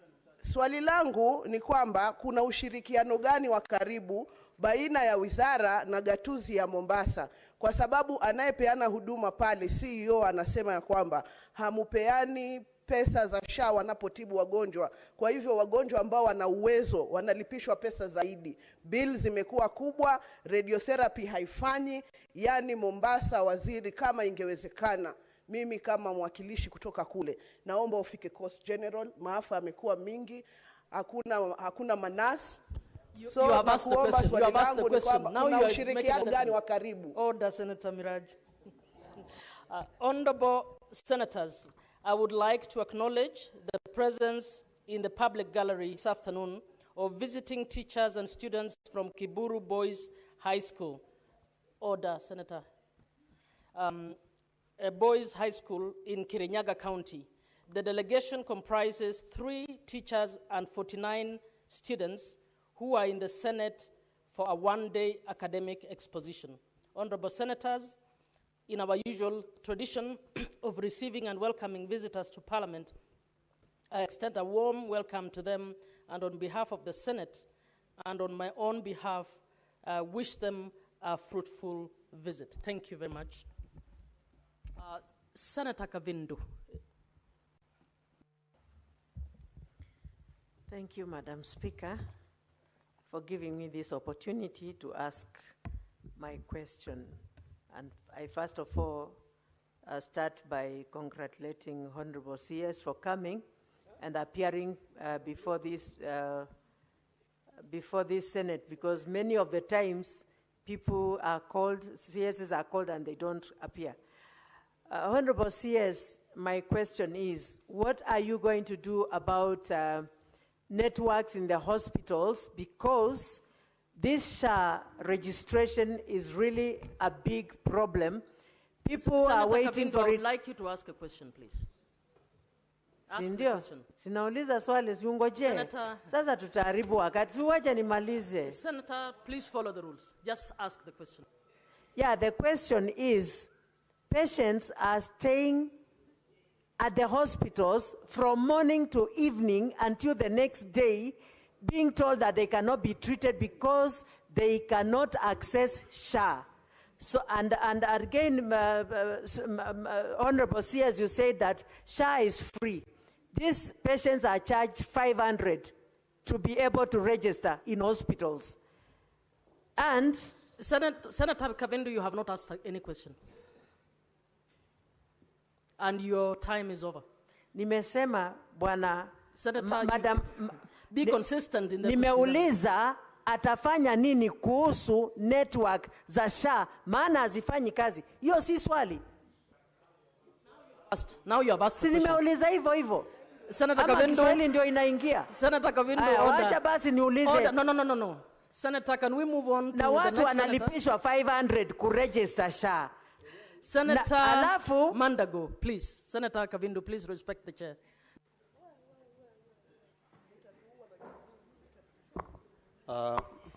Madam Speaker, before I ask my supplementary question, allow me to table in the floor and the table of the Senate a petition. Madam Speaker, allow me to table in a petition by UAC staff, Madam Speaker, on the issue of confirmation. Order, senators, let's listen, please. On the issue of confirmation of UAC staff. This is a memorandum of objection of the resolution made by the Ministry of Health and the Council of Governors on universal health coverage staff, Madam Speaker. Madam Speaker, by way of memorandum, we wish to bring to attention the grave violations of administrative injustice. Order, Senator Mandago. This is question time. It's not time for tabling petition. You will use the normal process for tabling the petition. I now want to invite the CS to respond to the questions. Then please. allow me to ask my question. Madam Okay, Speaker. ask a question if you have a question. Madam Speaker, I would like to know from the Cabinet Secretary whether in his budget-making process proposal he included the funds for confirmation of UAC staff. That's in a good. counties. That's Madam a question Speaker. now. And Madam Speaker, now that you have ruled, make sure before we leave this house, you also address those members of UAC, plus the Cabinet Secretary. Senator Halwade, a question, Senator Halwade. Thank you, Madam Speaker. Madam Speaker, the foundation, backbone, and engine of the success of SHA, SHIF, UHC is the human resource. Mr. Speaker, I rise. Madam Speaker, not Madam Mr. Speaker. Yeah. Under the provisions of our Standing Order 51C, 6C, that the minister be allowed to make a statement on this issue of women resource, because as we speak now, Mr. Speaker, in Kakamega, the doctors are not in hospital, and 17 other counties, doctors are on strike. And Kakamega is special, Mr. Speaker, and Machakos, Madam Speaker, because those two hospitals that are used as centers for training intern medical officers. These intern medical officers have missed out in their program a whole 4 weeks. It's going to affect their qualification as doctors. Could the minister address this issue now?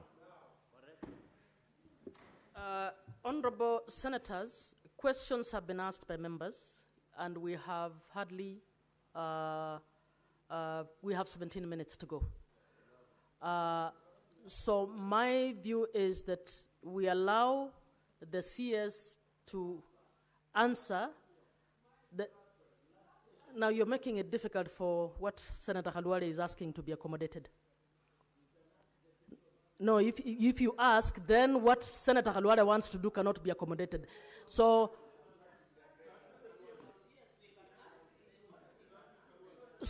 okay, I'll then make the ruling that we use this time for the question time, Senator Halwade, and the CS, when the CS comes back, one of the things he must do is to address it. Senator Eddy, I have ruled. I have ruled. You cannot have your cake and eat it. I have ruled. Senator Beatrice. Thank you, Madam Speaker. My question is straightforward, Madam Speaker. Bwana CS, with the establishment of the 3 health funds under SHA, how do you ensure that patients will not be lining up at chemists to look for drugs that have been prescribed in hospitals? Because that has been a big problem. We see women lining up with children from hospitals. They are not able to get drugs in hospitals, and so they have to go and procure drugs Senator, outside. you have How asked your does question. this address this problem? You have asked a question. Senator Dulo. Thank you, Speaker. Waziri, there are some dispensaries within our counties that have stalled under Equalization Fund. I have 2 of them in my county, one called Akadeli and one called Shambani. Those dispensaries were constructed way back in 2019. Even after the ruling of the court case to pay the contractors, I'm asking. Waziri, those dispensaries are vandalized and the counties are passing back to the national government. Are you aware of the same? Thank you. Senator, what is your point of order, Senator Eddy? Madam Speaker, What is the issue? Understand order 1, Madam Speaker. I'm just requesting you that I understand the sensitivity of time, and there are so many questions that have been asked. Through your honor, Madam Speaker, may we postpone all those other questions, but the CS answers Senator the question Eddy, of please sit down. Senator Eddy, I have ruled on that question. I have ruled on that question. I'm not overruling you, Madam Speaker. I'm just Senator requesting. Eddy, sit down. You're actually being a nuisance. Senator Cherargei, 1 minute. What does Senator Oroba? You are not co-chairing with me. Madam Speaker, if they continue disturbing you, invoke 122. But standing 122. Madam Speaker, could I ask the Cabinet Secretary? Senator Eddy, can the Sergeant at Arms escort Senator Eddy out? Madam Speaker, can I ask? Can I ask the Proceed, question? Senator. Madam Speaker, thank you. Could I ask? Order, Senator Eddy. Order, Senator Eddy. Could I ask the Cabinet Secretary that in light with the court's decision that the verification committee that he formed was unconstitutional and illegal, how is he going to ensure verification of NHIF pending bills and ensure, Madam Speaker, we have both verifiable and unverifiable under NHIF? Because I told Waziri when he appeared that under Article 229 of the Constitution, the Office of the Auditor General should be the one verifying the pending bills. What is his options on the table? And I gave him for free. I didn't even charge him. It was Senator pro bono. Cherargei, please sit down. Before the minister answers, Senator Eddy, please withdraw from the House. Senator Eddy, please withdraw from the House. Sergeant at Arms, pursuant to... Sergeant at Arms, please assist in withdrawing Senator Eddy from the House. CS, can you answer the question?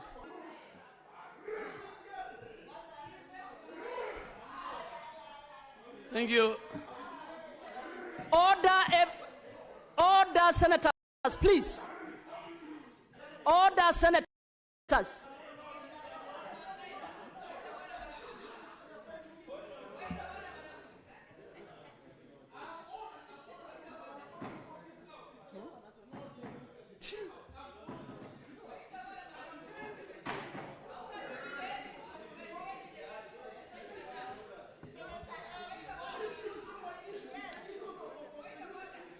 Order, Senator Eddy.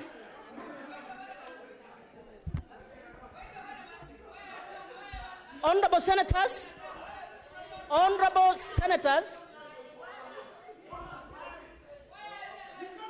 pursuant to Standing Order 121, I cite you for disorderly conduct, and I have cited you for disorderly conduct.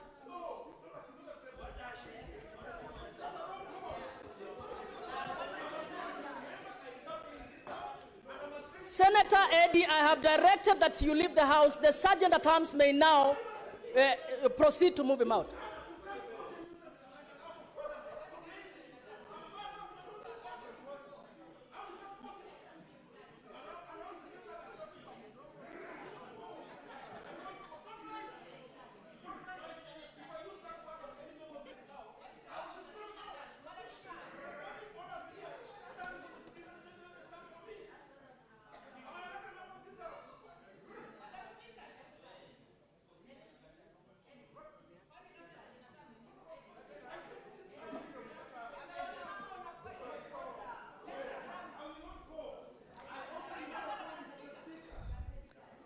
Senator Eddy, I have directed that you withdraw from the House.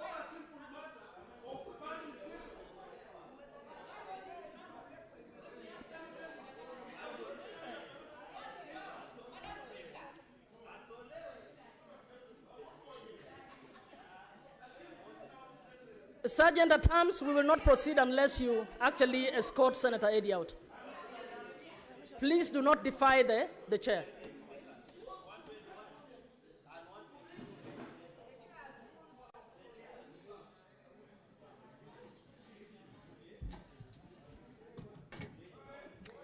Eddy, I am ordering that I'm directing that you withdraw for the remainder of this sitting, please.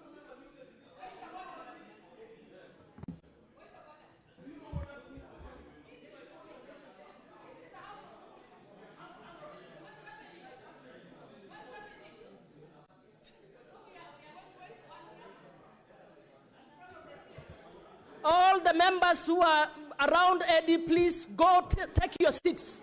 Take back your seats. Senator Beatrice, Senator Gloria, please go take your seats.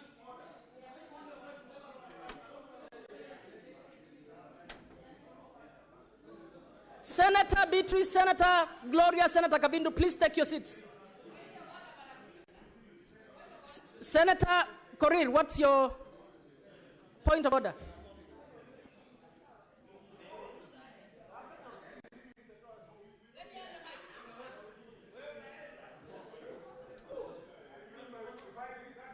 Senator Korir, is your point of order still relevant? Can we listen to the CS, please? Please, let's listen to the CS. CS, please. Honorable Speaker, the Honorable Senator from Mombasa, Bofaki, I want to assure you that there are no prepayment of 2 years. The SHA Act promotes, Order, Senators, provides for 1 year annual payment for informal sector. However, currently, Kenyans who are registering are only paying monthly premiums. On Honorable Senator Fosiolo, we shall engage with the National Treasury and we shall engage with the county governments. Equalization Fund is administered outside my ministry. It's under the National Treasury. It has a secretariat. It is members of parliament, leaders who choose what to do, but I think I will contact the National Treasury and the Council of Governors. Honorable Gloria, there are many, they are covered, in fact, and if you look at the comprehensively, what I have tabled today, you will see it.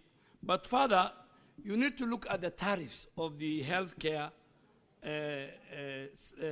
service, which was, no, I'm telling you, you need to look at the healthcare service where there was a legal notice number 556 of 225 as gazetted, and it provides for a complete cover. So you go to the benefits. Maybe the facility you went to played a games on it.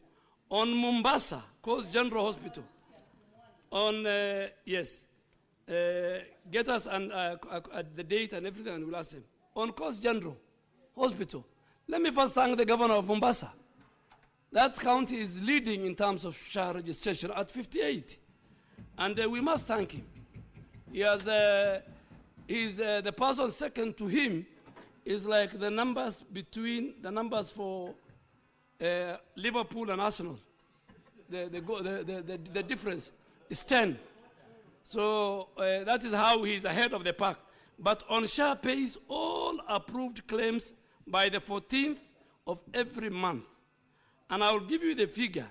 As of today, 228.37 million have been paid since SHA came into place in October. If the claims are not verified, and the governor knows, he talks to his people, I have sent him the bills, he has verified, and he is very comfortable. And tomorrow, in fact, he will be in Nairobi. He will sit with our team on digital health to make sure that his system works seamlessly. Senator Kavindu, SHA registration is seamless you can use the USDD, you can use your phone, *147#. You can use the community health promoters. If they are teenage mothers, which we have a number, we are giving them temporary cards. So it's very seamless. Nobody should. Unlike NHIF, where you need, after you register, you wait for 2 months. SHA is as you go to the hospital, if you register, the system picks you. The only system-related issues, and then if you have any system-related issues, then you call our call center, which is 147, and is available 24/7. And the call receiving is at 0. It was 2 minutes. Now, once you call, in fact, very soon we will call back Kenyans to ask you, why did you call and you dropped the call? That's how it is. I think there was a question on the fund by Senator Beatrice, on the 3 fund under SHA, and the KEMSA. Do we have drugs? I want to assure this House that KEMSA is undergoing a reform, recapitalization. Through the private sector, we are putting about 10 billion to increase their fill rate to 100%. So drugs are available at the last mile.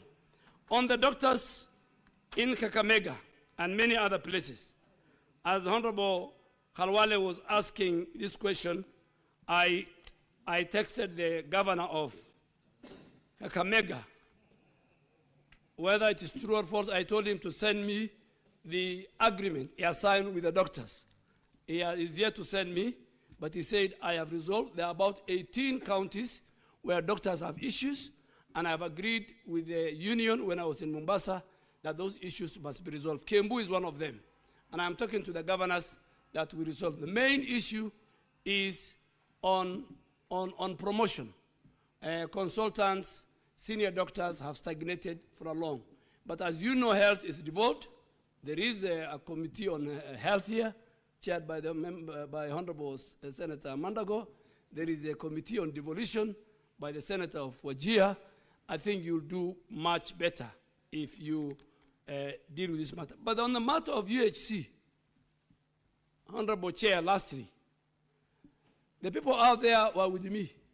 We have signed an agreement with them, and I am not budging back from that agreement. Because when leaders agree with you, an Honorable Senator, with a light touch, Honorable Cherargei, I will come to answer his question. He's looking at me. It's the last one. But UHC, I've answered you as you are talking to somebody. Honorable Senator. I started with you as I said, Equalization Fund is under the National Treasury. There is a secretariat. It's members of parliament who Yes, you have under a minute. Yes, so I have answered that question. So on UHC, the question is budget. Who makes a budget? The budget is made by parliament. I told them, leave my door, come to parliament. Today, this week is a budget making process. You deal with the division of revenue bill, you deal with the county revenue allocation. I'm sure you'll add some money to the counties. Please do me a favor, cut some money, give to UHC. I will pay them. I am struggling. And finally, Honorable Cherargei. CS, Senator Kavindu as well says you have not answered her question. I have answered her question. Maybe she was not hearing. He has 1 minute. Let him finish. But let me answer the question of Honorable Cherargei first. And Honorable Chair, as a good friend of mine, he's the last person I will take advice from. He's the last person. I will never take the advice of Honorable Cherargei. Because if I take, I will not even cross the road. But on the pending bills, by law I have established, Kenyans have the right to go to court. They have gone to court. Those who claim those bills, they have to wait until the court makes a determination. I mean, one arm of government has done its job. Another arm of government has injected Senator Kavindu, quickly. Senator Kavindu, maybe I can listen to. No, the question, just say what he didn't answer.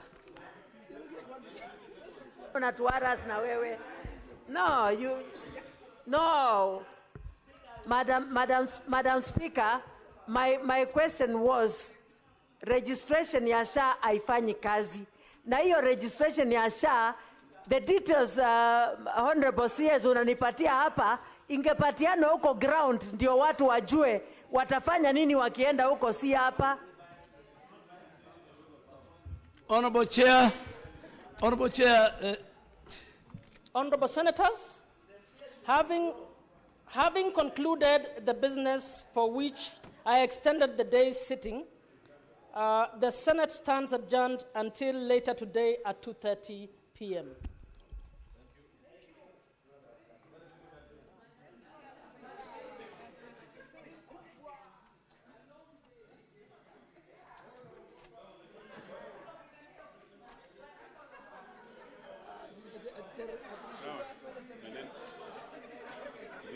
Waziri.